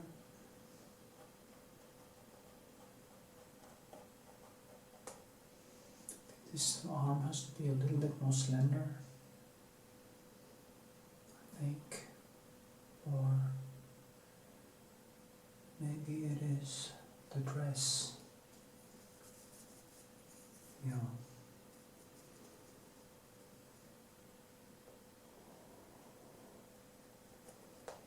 You know, everything is science for me. This is my science.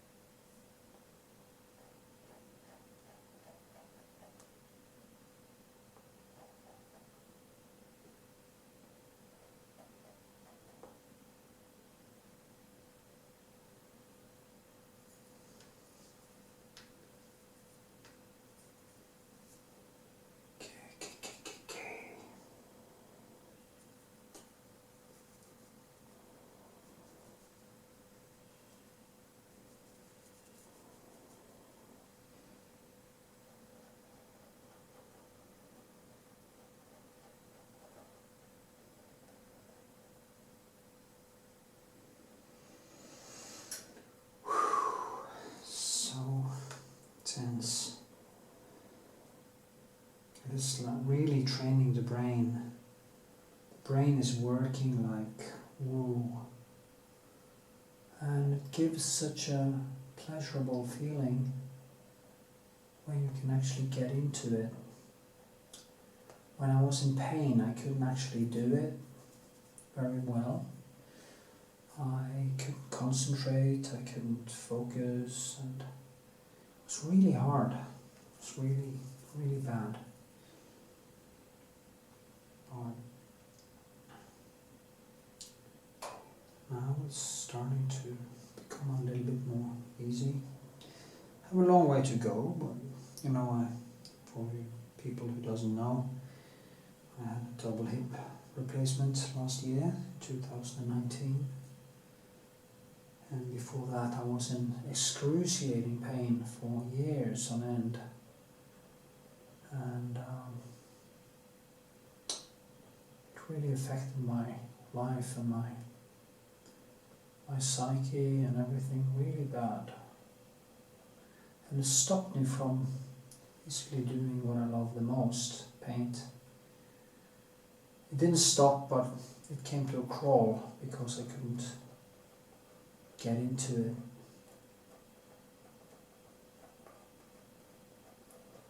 It's very hard to get into flow if you are in constant pain, always tired, always worn down. It's really hard. It's not easy. So I'm glad, very glad actually, that it was possible to, that today is possible to operate and to get things fixed. If not, I think in the end suicide would have been a good way out. You know, after a few years of constant pain and depression, it's really hard to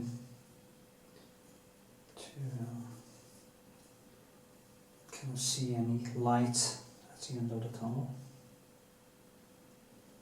So yeah, but now it's getting better.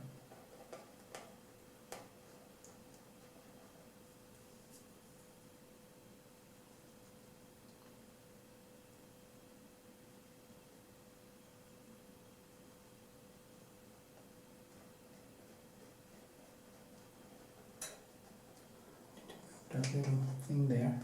That's the thing about me. I could let it be there, but I can't. You know, it's not true. It isn't, because the distance between this and this have to be correct in my view. So, if not everything, even the shadow here becomes wrong, and that's a problem when you do put in one object in the wrong place.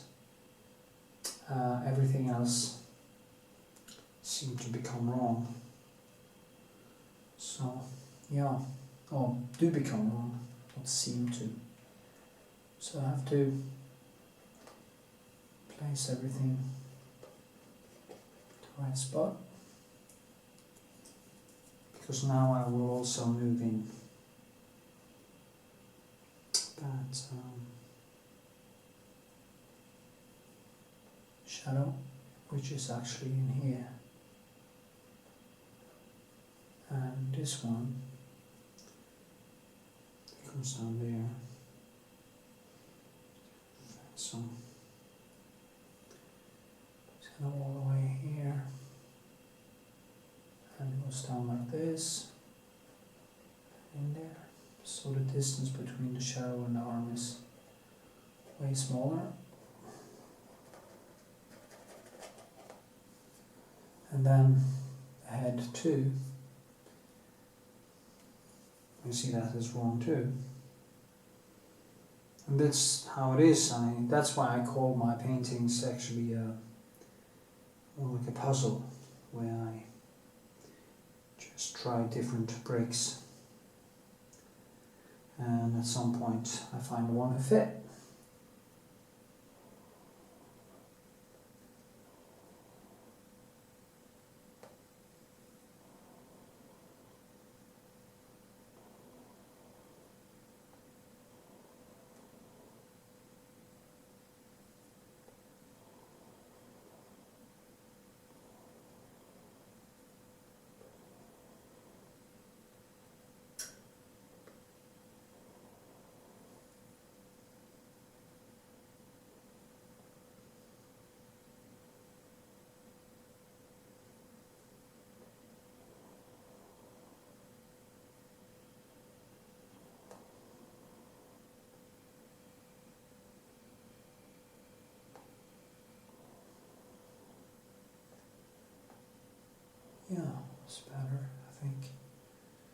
is it?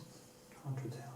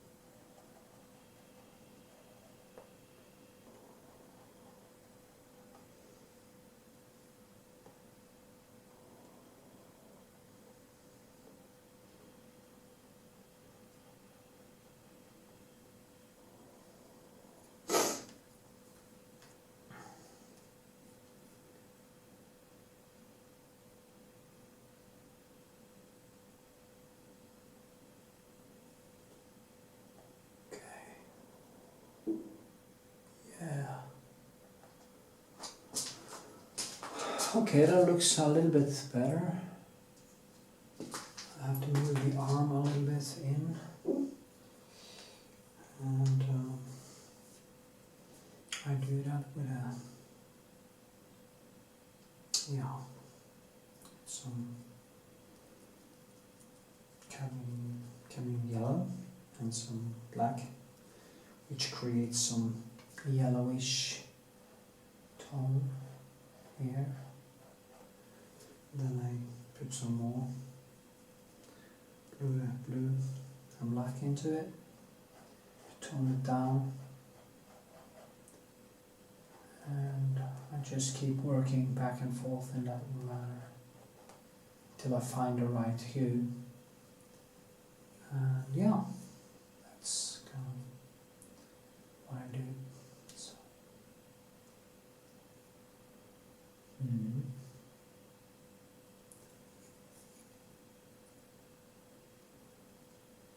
No wonder my videos become so long, because I'm really trying to keep them short, but I just can't do it. I used to use maybe some documentary or something in the background when I was painting, and my videos became basically time limited to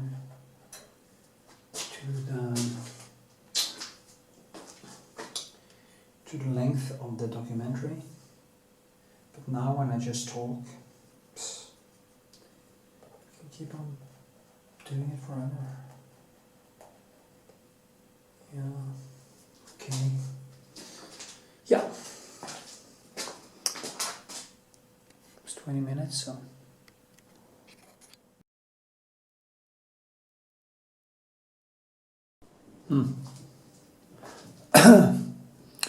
A little bit of a close-up. That could be interesting for ya. Yeah. Hope this isn't this is gonna turn into a. Well, my neighbor is starting to make his usual sounds again. Guess it's morning in Norway, and that's how it is, I guess. Ah, fuck. What did I do now?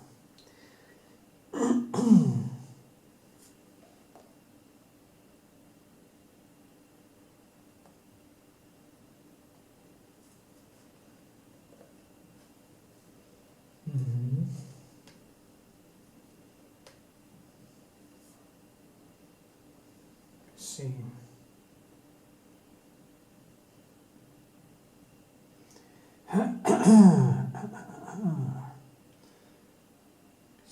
See, yes.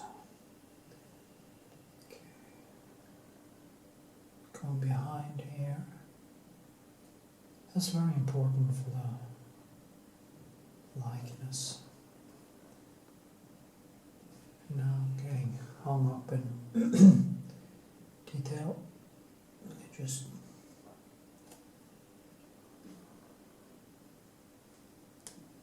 keep going. No use to stop now.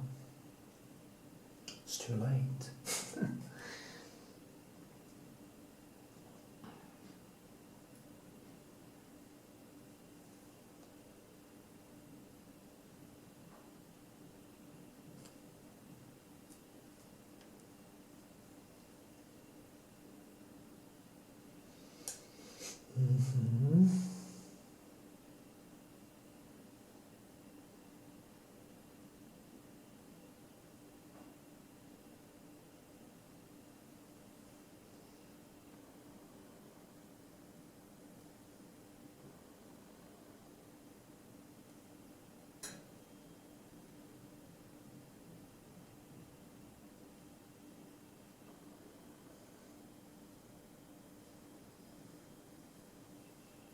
Strange to work with these small things actually. It's kind of relaxing.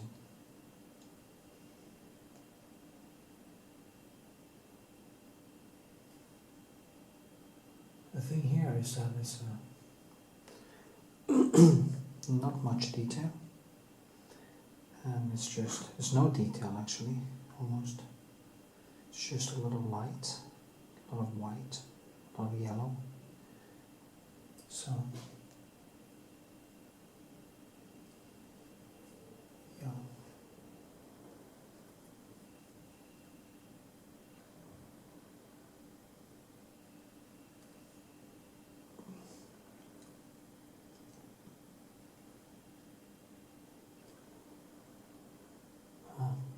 The letter. It's funny how memories are. You remember that night, that evening.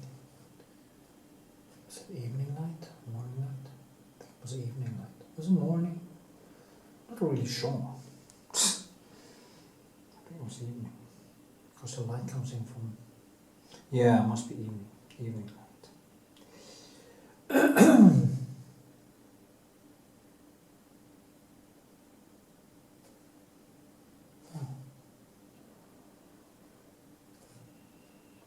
Such a long time ago.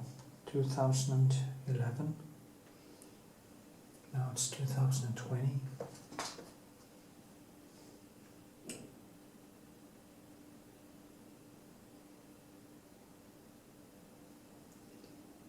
God, so the time flows.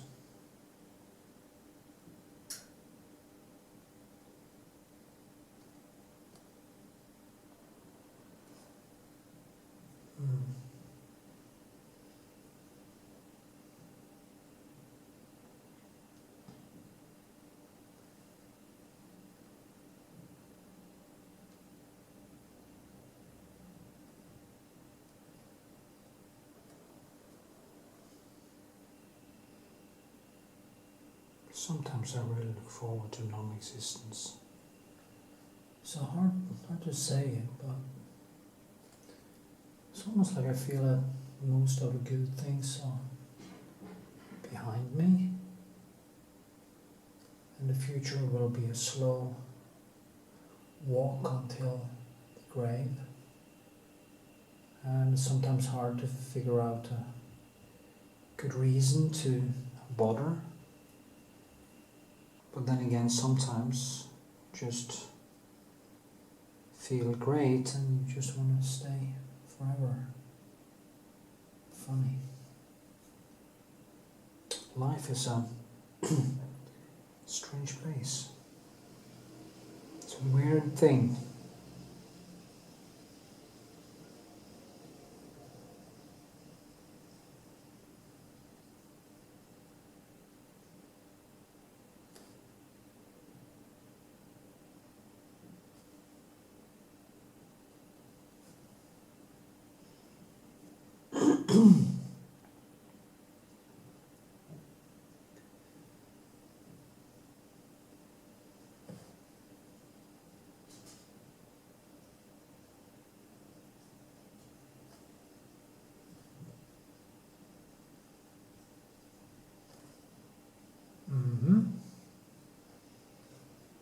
I think it's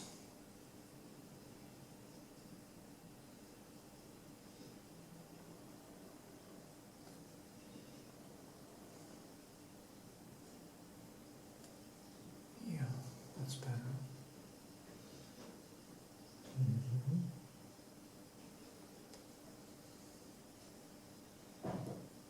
Actually, the hair is going down there.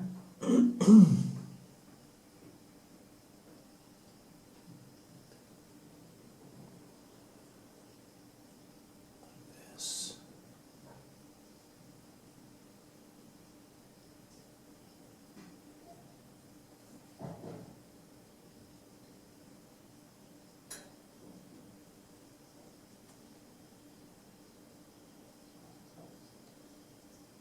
Yeah, better.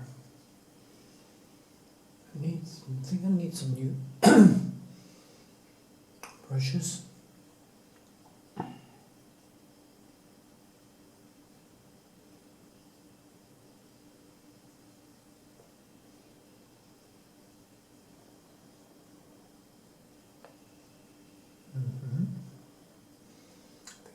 this a little bit higher up.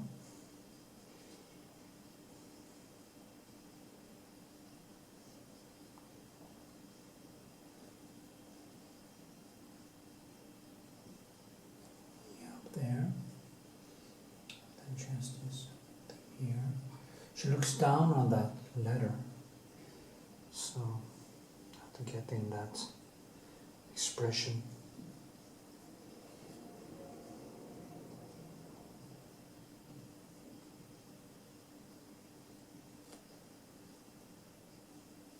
So there.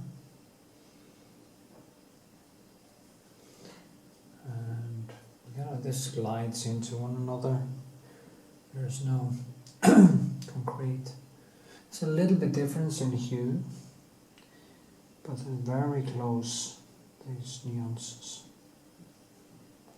So I'm just gonna try to differentiate them in the hue or in the lightness.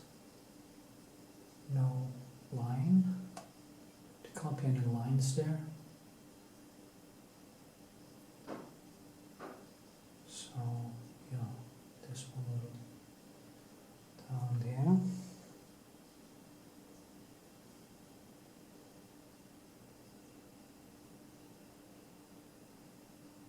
Maybe I could zoom in a little bit more.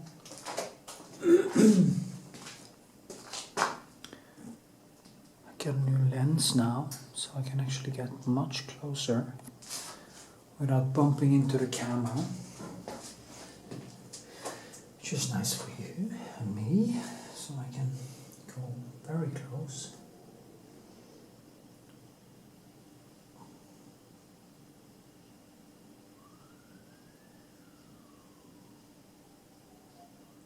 There is something with the lighting in here that is difficult, so I should do something with that, because I think the colors becomes very poisonous in a way in the video, much nicer in reality. Maybe that's ruins it a little bit for my channel, which I now have to repost everything on anyway. So, yeah.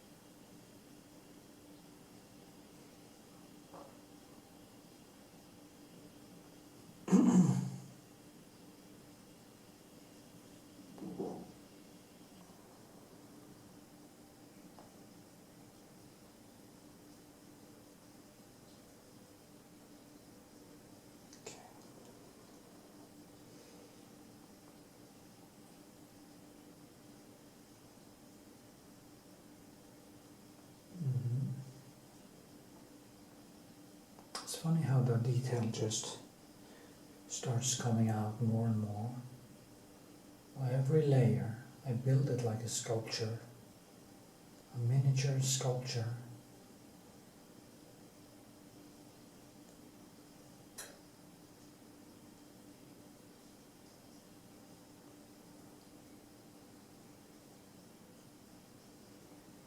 So, yeah.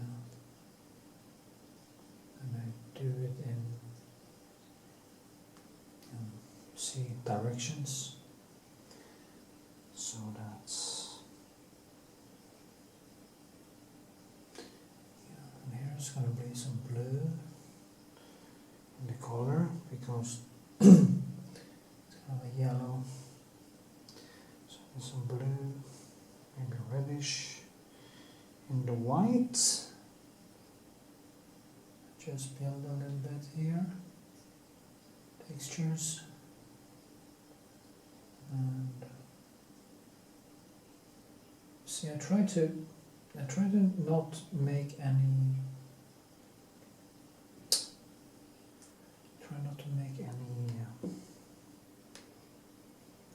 lines. Try to make it only into pure paint. And there is almost no difference between these two here. They're gliding straight into one another. So it's only that micro, basically the colors are almost the same. But it's a tad of a difference. And there's some spots here too that makes a difference. And that's the arm, so that is more brighter. So yeah, it's really interesting. Really, I love it. I'm gonna do a lot of practice on these small ones. I have so much material to work with, and I should make paintings that are small, paintings that are big, paintings that are in between. I'm going to make a lot of paintings before I leave Earth or existence. That's my plan. I wonder how many paintings there will be on my channel the day I pass away. Yes, I do think a lot about death. A lot of shit has happened actually in the beginning of the new year, so it made me think about it even more. But just pick myself up and walk through the difficulties. I mean, there's so many people who are suffering in the world. When you're living in a country like Norway, you shouldn't really complain at all. It's not that you're born in the richest country in the world.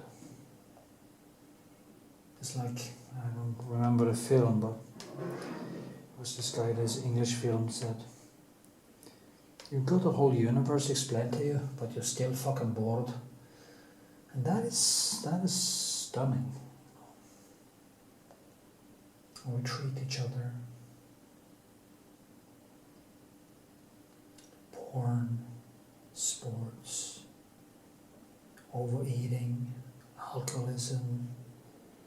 For heaven's sake. It's almost like we don't deserve to exist. But then I'm reminded of the greatness and the beauty. And I changed my mind.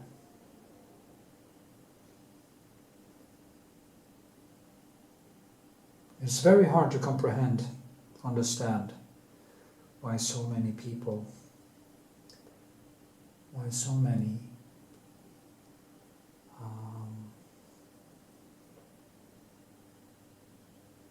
do nothing with their lives. And some do so much, like Elon Musk. Sadly, Carl Sagan died of cancer very young. I wish he was alive, because he would be so... how old would it be now? It would have been old now, I think. But people that love life and engage with reality usually live for a long time. So, yeah.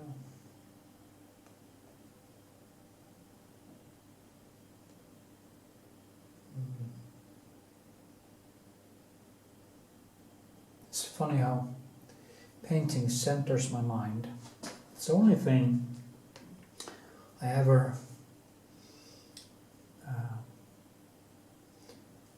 came to, the only thing that really set me on peace. Everything else is just go, go, go, go, go, go, go, go, go, go. So yeah.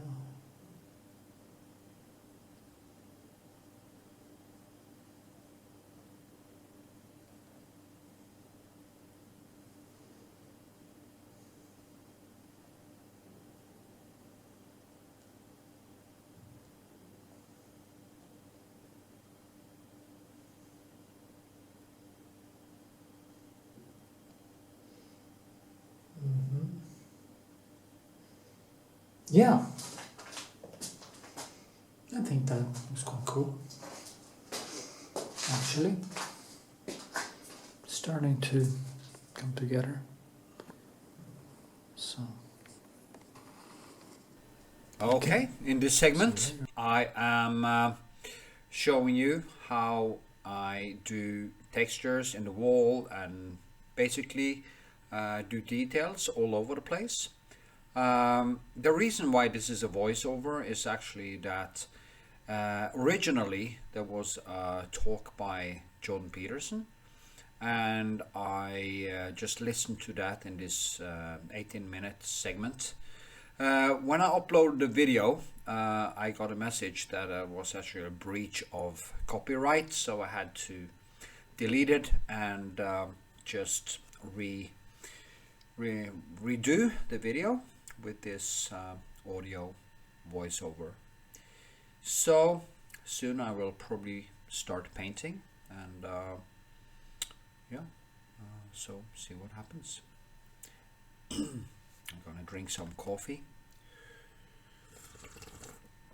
which sound like this. And yeah, as you can see, this painting is a very small one, and I kind of try to keep it open.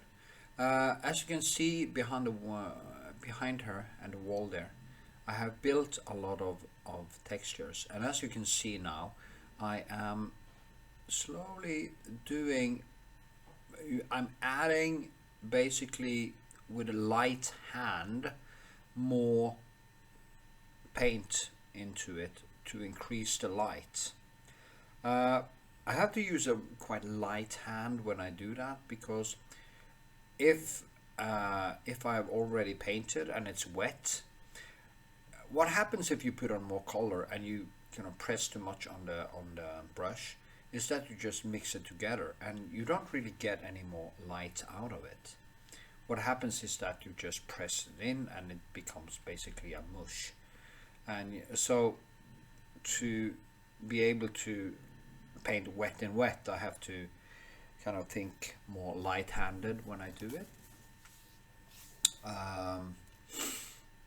As you can see, I do use what I call the Rembrandt effect by building thick colors in the light areas. You can see that there's a lot of, here you can see, and also the shadow. It's very important. It's a little bit, the color I put on there isn't the right color.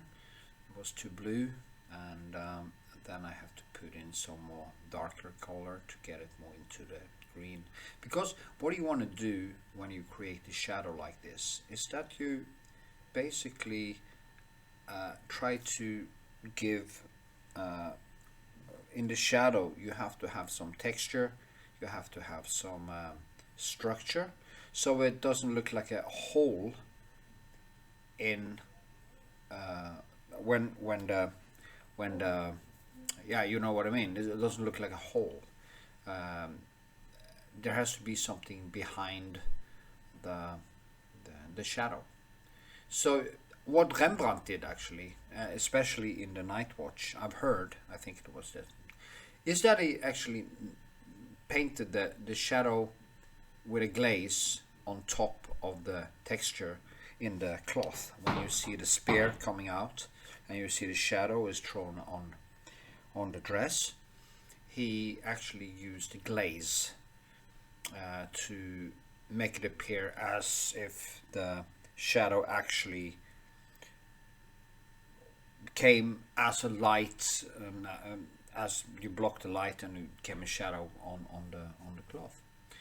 And it worked because he had built the texture underneath, so it feels like there's something there. I've seen a lot of more people who doesn't have so much skill or haven't understood things in paintings that are probably starting up. They tend to make the shadows way too hard. Maybe they use too much black in it. Maybe they don't understand how the shadow is actually... the shadow is a mix between the main color on the wall there in the white and the color in her hair. So you have to find some kind of complementary shadow color, which is a mix of the main color and the shadow or the color of her hair. It's like you're looking at the best example of this is when you look at the sky. The bluer, if the sky is kind of violet, you have clouds that goes again towards the yellowish, and you all the different colors is kind of, if a cloud is bright but kind of orange or reddish orange, the shadow will be a mix of the blue in the background and the color in the light. So you get a mix of these two colors, which creates the shadow color. So it's basically a secondary color circle that you see nature is basically using, but because nature doesn't have any dirty colors, nature doesn't have any black, it doesn't have any gray, it doesn't have any there's nothing gray, there is nothing gray. It is a mix between maybe blue and yellow becomes green, and then you mix in a little bit of red and you get the shadow of the red. If you do the opposite, you create a reddish, you have red and you have you have yellow, and you mix in a little bit of yellow, you get the shadow on the other side again. So it's like you mix red, yellow, you get orange. So how do you get the shadow color to the orange? You add in a little bit of blue. So you break down the main color, orange, or you take a little bit of orange into the blue. So the shadow on the wall or whatever, if there's something orange, the shadow will be in the blue spectre. And if you go out and if it is a sunny day, if it isn't a sunny day and then the shadows are kind of more mute, there would be a different spectre, a colder spectre. So the whole of nature is just constantly mixing the colors according to the temperature, time of the day, how much light it is, how low the sun is, how high the sun is. All these things are basically mixed by nature. And there is, as I say, there is no black, there is no gray, there's not even any white actually. So the white we use is just to make the colors in the room that the painting is hanging, to hit the white first to give out the colors naturally, you know. So if you only put on white, you won't really get the feeling of colors. You kind of have to mix in a little bit of, like here in that wall, a little bit of bluish or yellow or red or something to have the light, to have some colors in the white to play with. Of course, you can say that if you just paint something with a titan white or something, of course the light that hits that white surface will reflect the colors in the room. So that will change then according to which color you have in the room or which time of day it is and stuff. And that is also why my paintings, if you hang it in a room where you have it's an early day, it's a morning, or it's evening, or it's just almost say a gray day, a blue day. I call it more a bluish day, not gray day, but a bluish day, a tertiaire day. The colors will in the painting will be very strong or very muted compared to the light that it hangs in. So yeah, and that is basically how I paint. When I paint, I think about these things all the time. Of course, it goes quite automatically now, but that is how I think when I paint.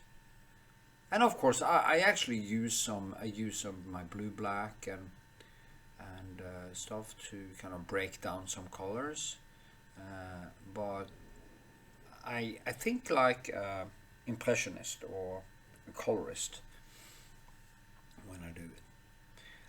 If you can see here, this is very rough. Of course, what you're seeing here is not photorealistic in any way, and you can also actually see the shadow of the arm there. I have painted a little bit blue. Of course, I'm gonna paint over that and kind of get it a little bit deeper and stuff, but there you can see that effect with the yellow and the blue and yeah. So this photograph was taken in the morning, sorry, in the evening, and it was kind of low sun that just come pouring into the window and hit her like this in the face. So to get this enhanced feeling of light in the finished painting, I was working with very thick colors. So it's not that detailed. Also, it's only like 25.25 centimeters in diameter, so it's very small. And this was actually one of the first small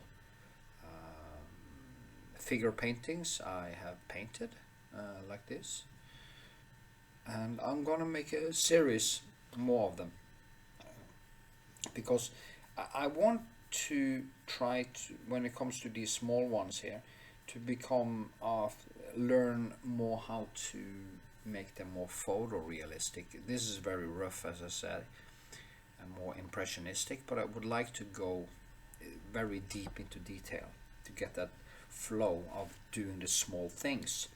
When I was in prison, I did a lot of drawing with pencil, and I noticed how deep I got into the flow because of the tiny, the point of the pencil, how focused I became. Because when I use bigger brushes, you go over bigger surfaces, especially in the big paintings. To get into an even deeper flow, deep into flow, you should do some small things. It stopped here for a second. I don't know why. Now this, of course, is a slow walk. You can see the pots and pans over there are very sketchy. Sometimes I actually wish I was basically impressionist, because it would make my life so much easier. Um, if you become a very good sketcher, you can actually make paintings or sketches that looks like paintings, and you can stop there, and you can of course produce a hell of a lot more paintings. But I would see that as a cop out. I would see that as a failure, because the real problems in painting, the way I see it, is when you get deeper into detail. That is when you have to struggle with your skill wall and with your brain, to kind of teach it to be able to tackle more difficult and more complex problems, like these shadows. It's like when I go further, as you can see how I now paint the what do you call it, lysestake, or the candle thing. I kind of correct it with painting around it. First I sketches, then I paint around it, and as I go further, I start to add more and more, and I tone it, and I say, yeah, there was way too much yellow. Also, a thing that is quite annoying is that I don't seem to be able to get the right colors when I film or photograph, and that's quite annoying actually. That I'm not able to film my paintings in a good way. All the darker places becomes too hard, and or maybe I've been thinking about it. Maybe it is actually the camera which is telling the truth. It's like filming yourself having sex, and you think you look like Patrick Bateman in American Psycho, but then you see yourself and you think, who is that fat guy? Yeah. And the picture you have of yourself in your head doesn't correspond with how you actually look. And it can be that what I see in the camera is more true than what I see when I'm not looking into the camera, because of my personal bias. So yeah. Actually, I didn't take any good photos of this painting when it was finished, because I sent it off to. It was actually supposed to be a patron giveaway, but I sent it off to an exhibition, and it was actually sold. So the pictures I use in the beginning here is actually from another version of the same painting that I painted. I think it was a year after or something like that. It's kind of a broader painting. So yeah. Anyway, so I really feel that it's giving. Also, when you do smaller things, it doesn't take ages to finish them. You kind of get a little bit of the short buzz at the same time as you go into detail, because you get more faster feedback. When it comes to my huge paintings, it takes a lot of time to actually get to the point where you can go into deeper detail. So just to feel that you if you get bored, or you shouldn't get bored of course, because life isn't long enough to get bored, I think. But if you struggle that you don't feel that you're getting anywhere, doing something small like still lives or something like this could actually be a good idea, just to see that you have some progression, that you progress. And yeah, so soon I will be finished this. I hope I probably babbled a lot here, but I think you might get something out of it if you think about this with looking at the clouds and trying to observe in nature what colors that are close to one another. You know, look at the tree in sunlight. If you actually look, it's not really green. It is reddish and yellow and orange and everything. Okay, with this, we go to the next segment. Here we are again. Did some of the pots and pans in there. Quite fun, actually. I think it was painting metal can actually be a little bit fun sometimes. And yeah, and get that shine.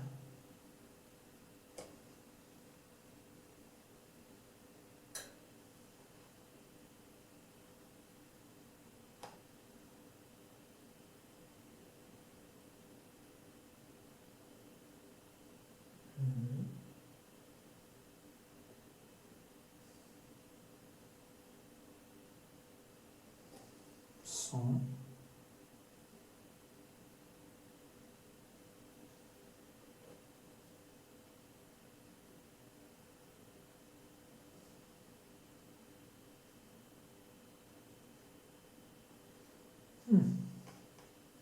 it's actually quite fun.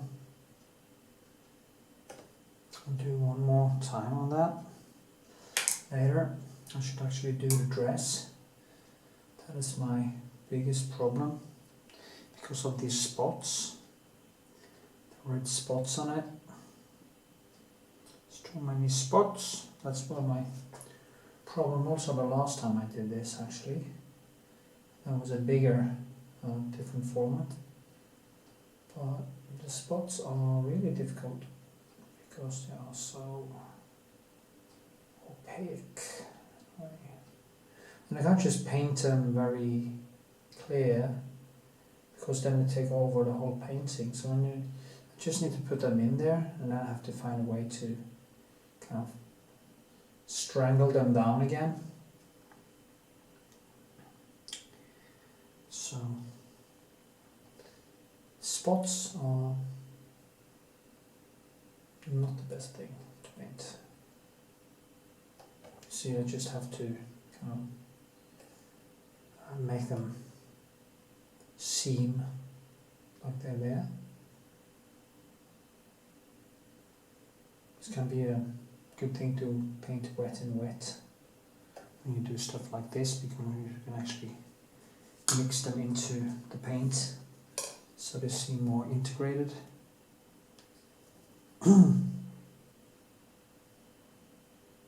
Integration or something like that.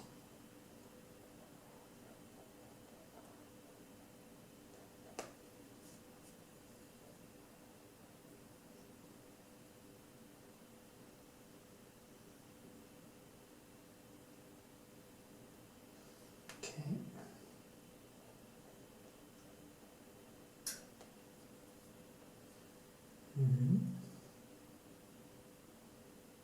Some bluish there. Just think I want to paint this flowers and then see what happens.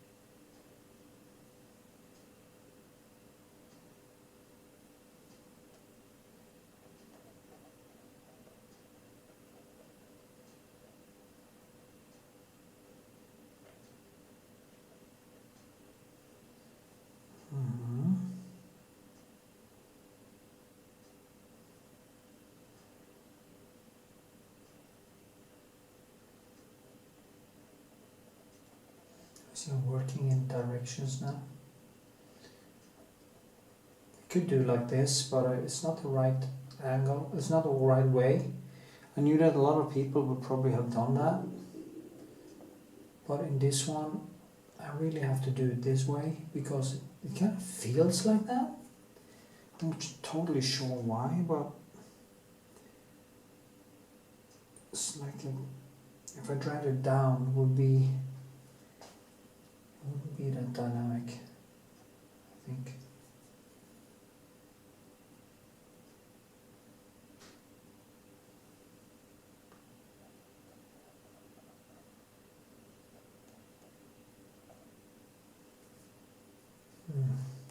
It's funny that it's burned out, you know, there's so much light. And this is actually done from a digital painting. A digital photo. So it has problems with the colors or the lights. The camera probably would have problems interpreting the light and the colors. I have to paint it burned out. And that's kind of how we actually see it when we see it in reality, when it actually is that burned out. And the light is just making all the lines just vanish. And that's what is so beautiful with that kind of evening or even morning light, evening or morning light. Because it's just it's a supercharged spotlight just rampaging through like crazy. Put some blue on here, and then I put some yellow inside that blue, and that's how it is. And then we'll just turn it again. Start with bluish. Then I will just turn it slowly over to becoming a little bit more orange, greenish, all the way in here. Maybe use some broken color here, so it's a little bit, because this is very red actually, or violet, reddish. So yeah.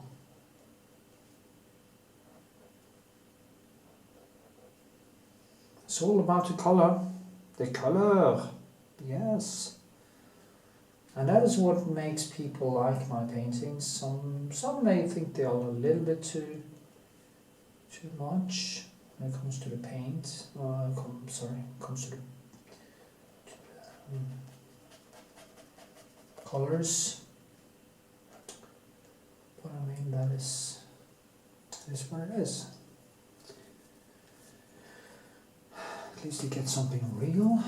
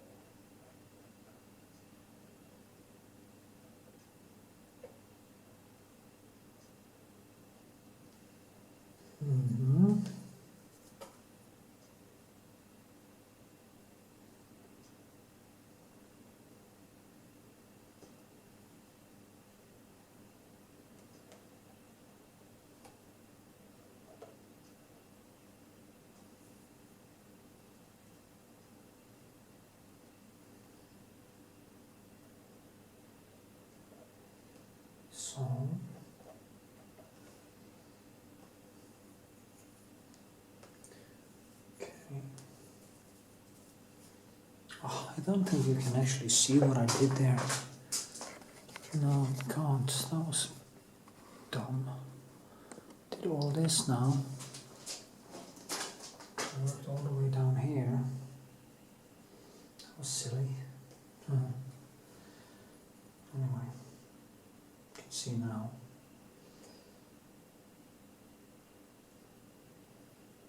Can show a little bit special that all my painting tutorials become so long. Maybe I should try to make some shorter.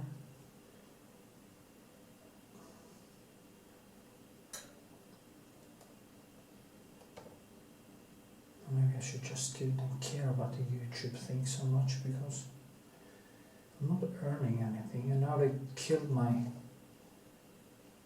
channel also. Such a tragedy. Spent so much time on that.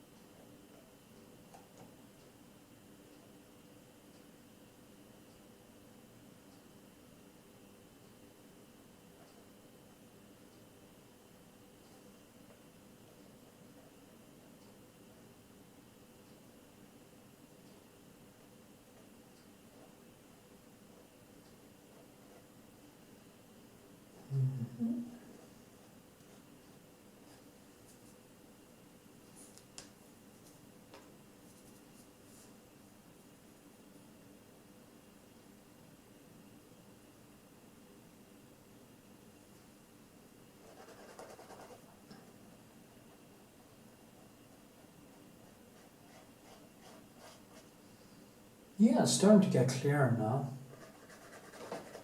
There's no doubt about that.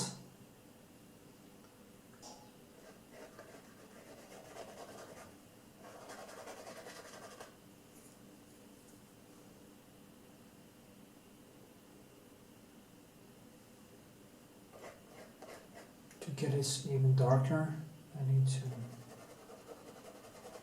do need to let it dry. I want to do something with a lamp also, so I can actually zoom a little bit more.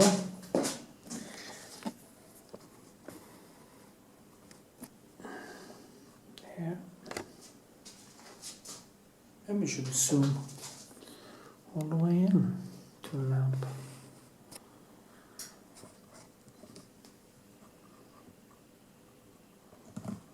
I can actually see what I'm doing. So, there we are.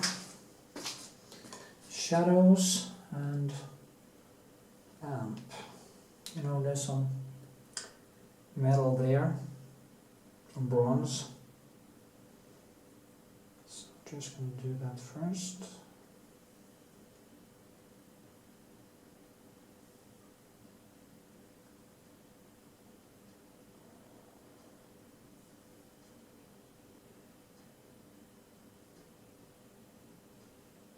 So,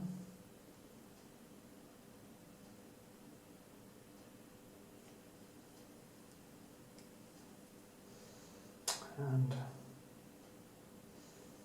there's a shine.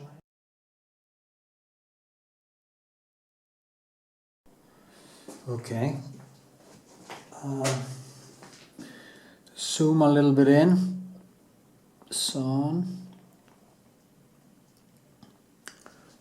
you can actually see what I'm doing on the lamp.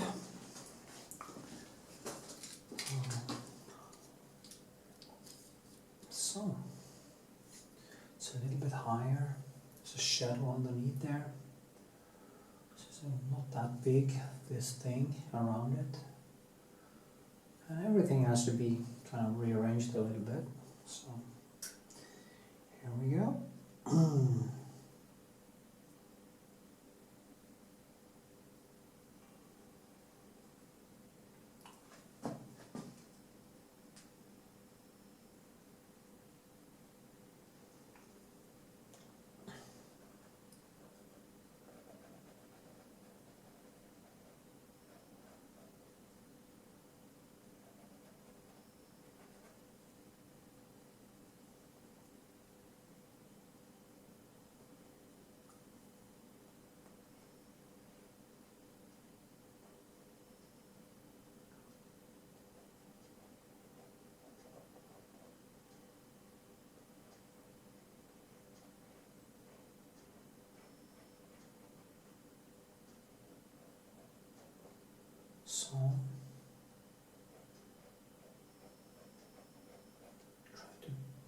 just shape it and build it up like that. It's kind of ceramics thing. Has to get that ceramics color or feel to it.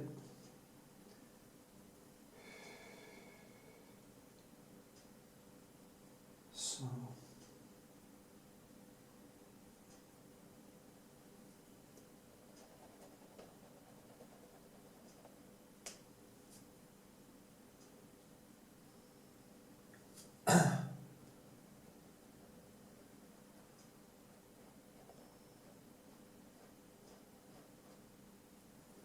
okay.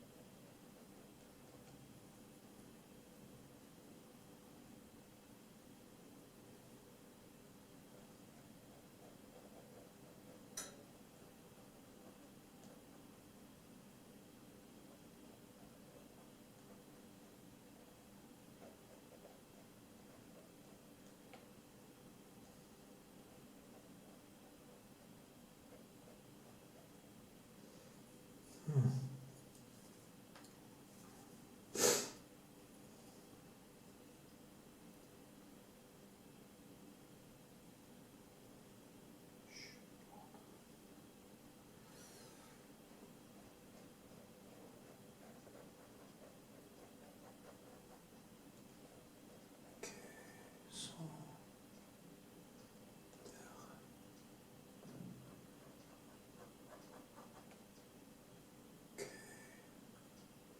see now, kind of slim it back in.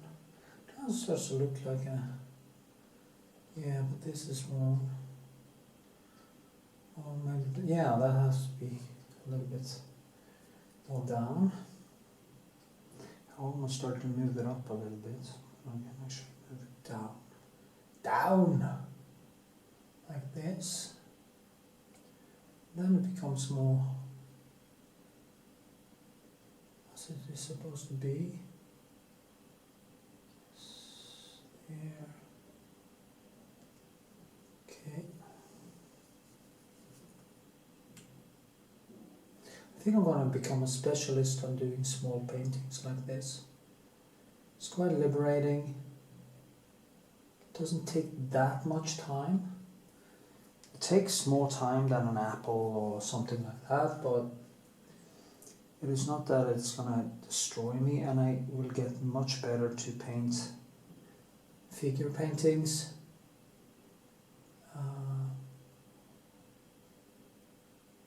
Objects are great, but I mean, it's limited to many onions I can actually care for painting every month or every year. I think like 3 or 4 still lifes like that a month, a year is okay. But it's not good to do things over and over again too much, because you can get really kind of sick of it, you know. And,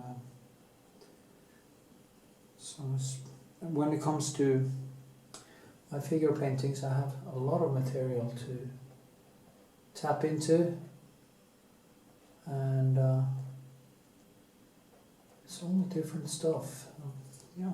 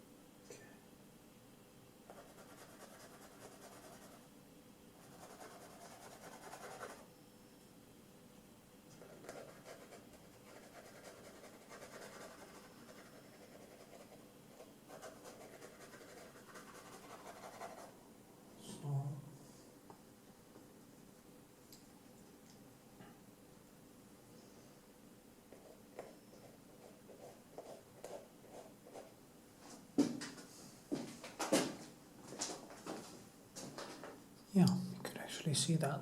So,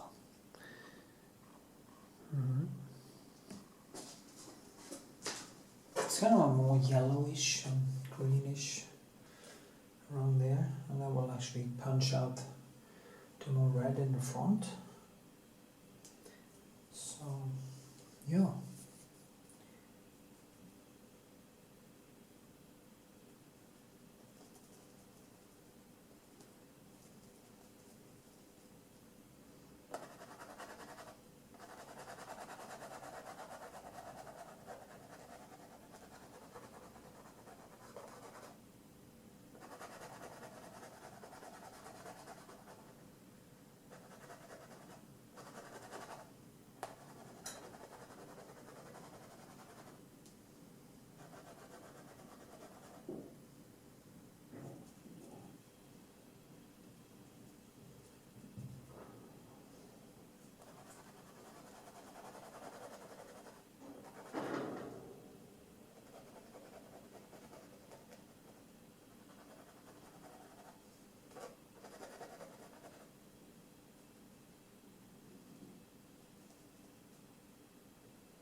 So,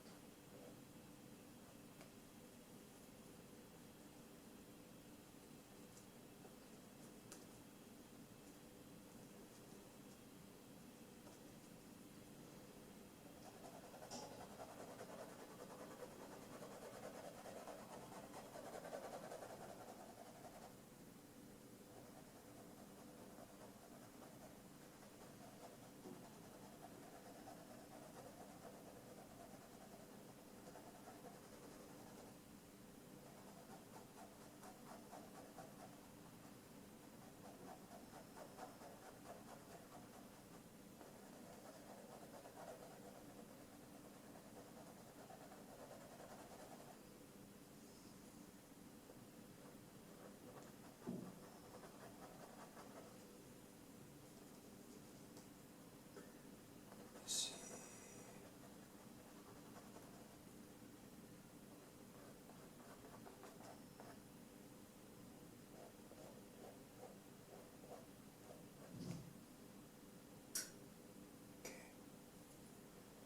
Is this good? So, there's a thing here. Have to damp it down around it some way because it's more green, it's deeper. So I need to get it to be a little bit more deep, deep green like this. Not a blue.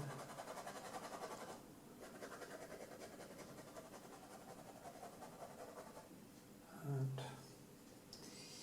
a bit black and blue together to even it out. See, now I don't use any brush strokes here because I want it to be quite flat. It's very important so it doesn't compete with the brushwork in the front here. But you also want it to be alive, so you want it to have some micro texture.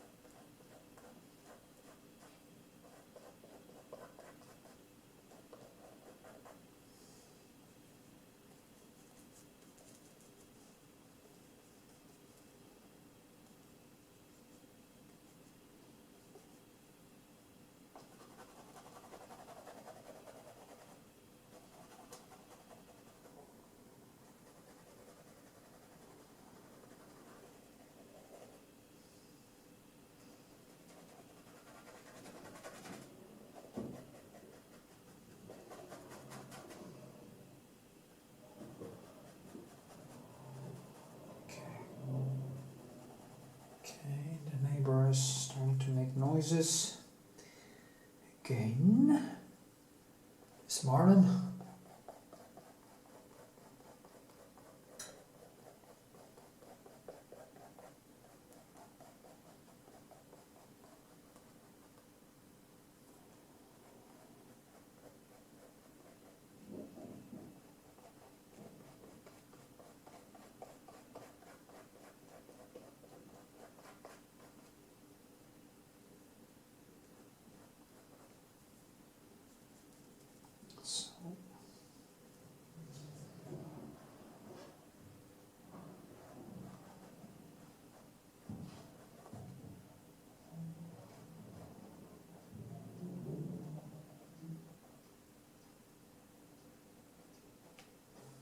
So maybe need a shadow underneath there,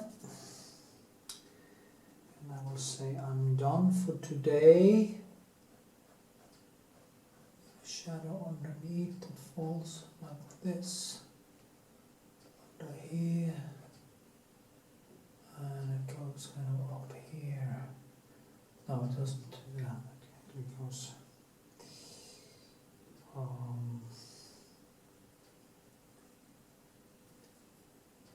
Like this.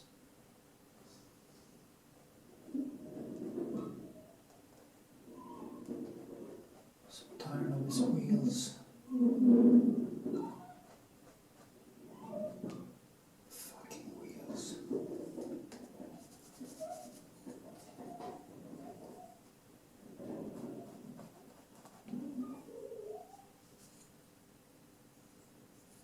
Every day he does that.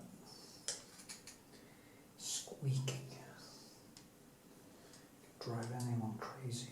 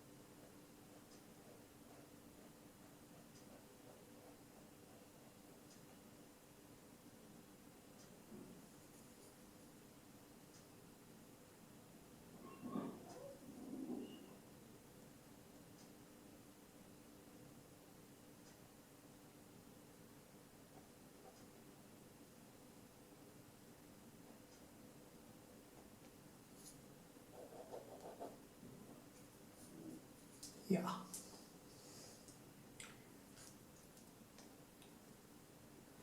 It's quite opaque now, and that's fine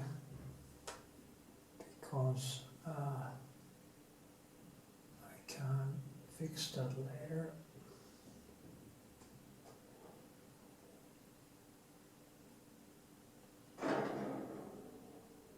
What will be here? And this one.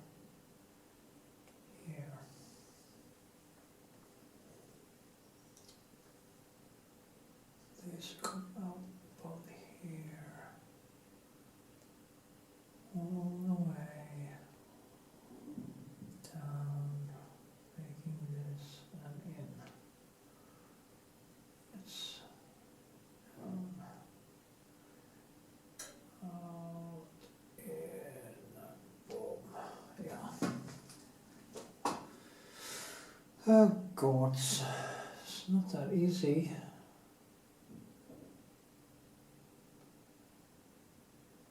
This one.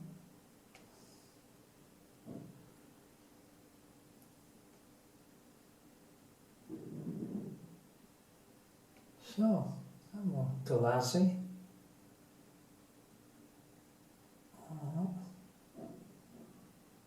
And boom.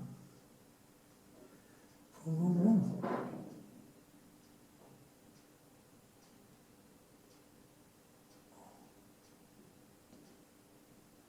So, okay. Be like that. Till next time.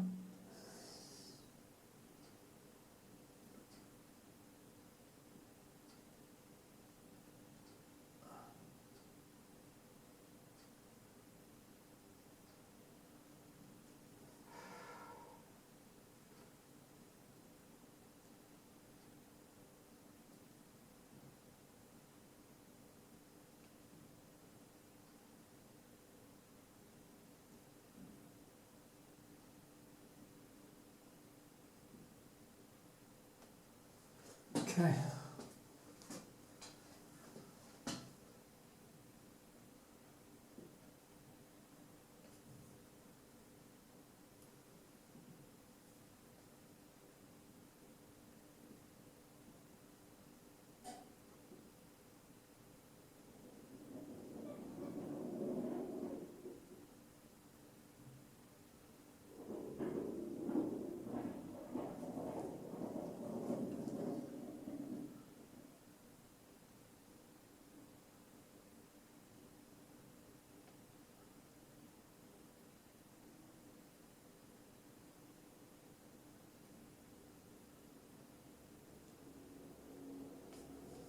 So, okay. 20 minutes.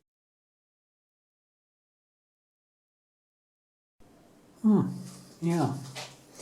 Been working and working and working, and I'm kind of getting a little bit shocked actually over how nicely it's coming along.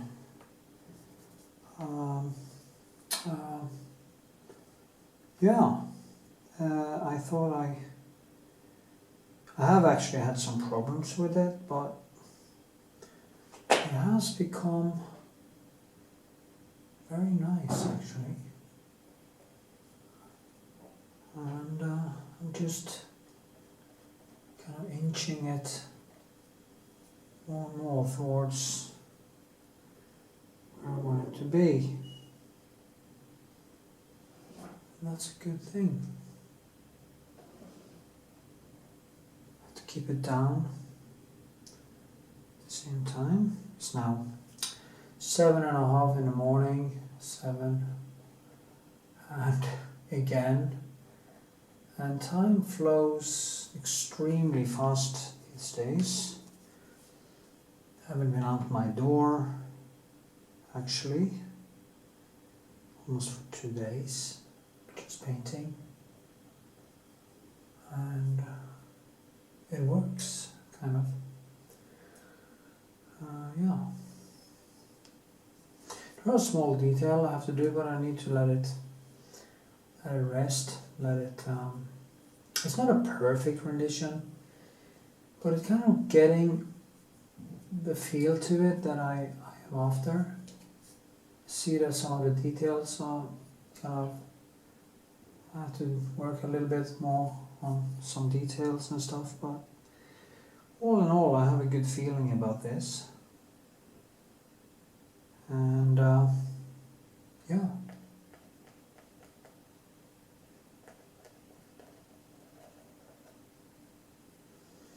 It's kind of, you always have to just inch a little bit here, a little bit here. And I just move closer and closer and closer as you go along. As I see inside here now, there are more reddish in the shadows. And put that in. Yeah, and then we get this fold that seems a little bit natural. And I put in some of the spots inside the shadow, and you get a natural feel to it. So it's important that when the light hits the other ones, they turn into red. That is how you just can build this thing. So in the end it becomes quite natural. Now it's some yellowish over there. I like these pencils because I can then just drag like this, and I can drag the layers into one another and get these opaque translucent, what the hell is it called again? Always forget that word, funny.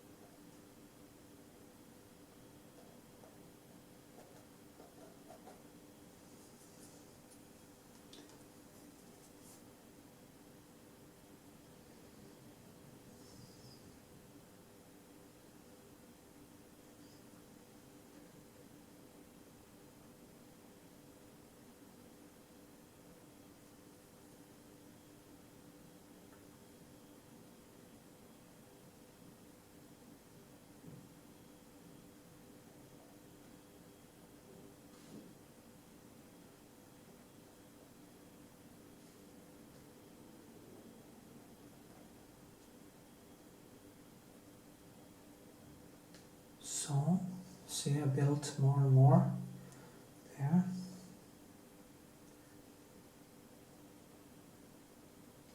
I really start to feel that it's starting to get this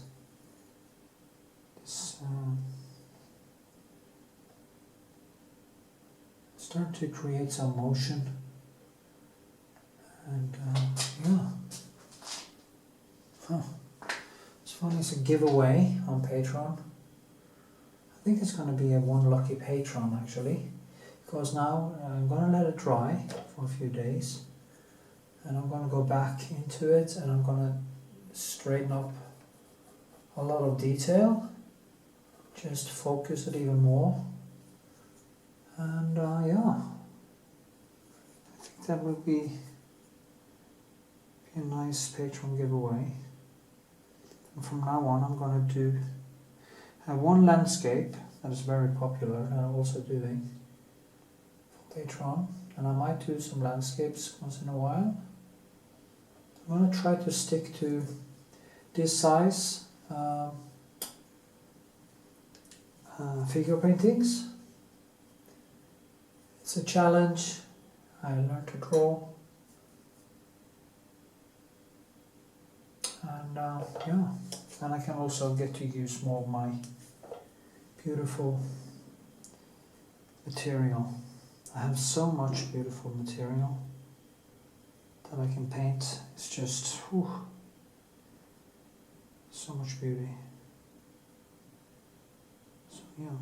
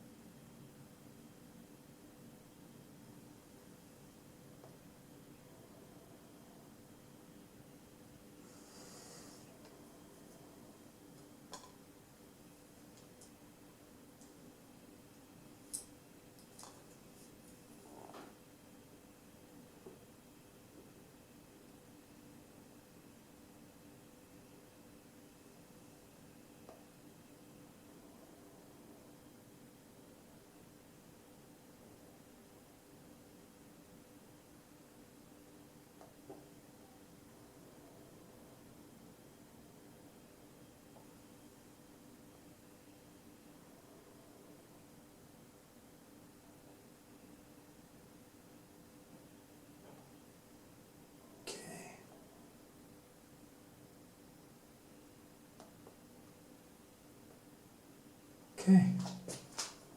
Well, I will now let it dry. And you kind of need some new pencils too. Go down to the store tomorrow, pick up some new pencils, some thinner things, so that I have the right tools.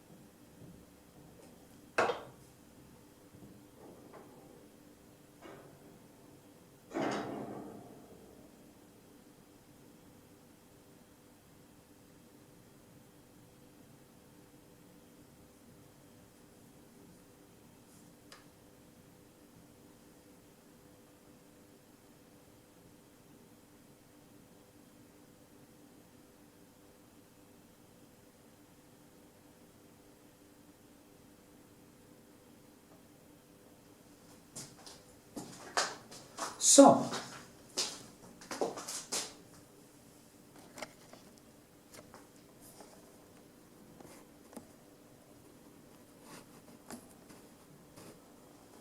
I think it's turning out quite nice.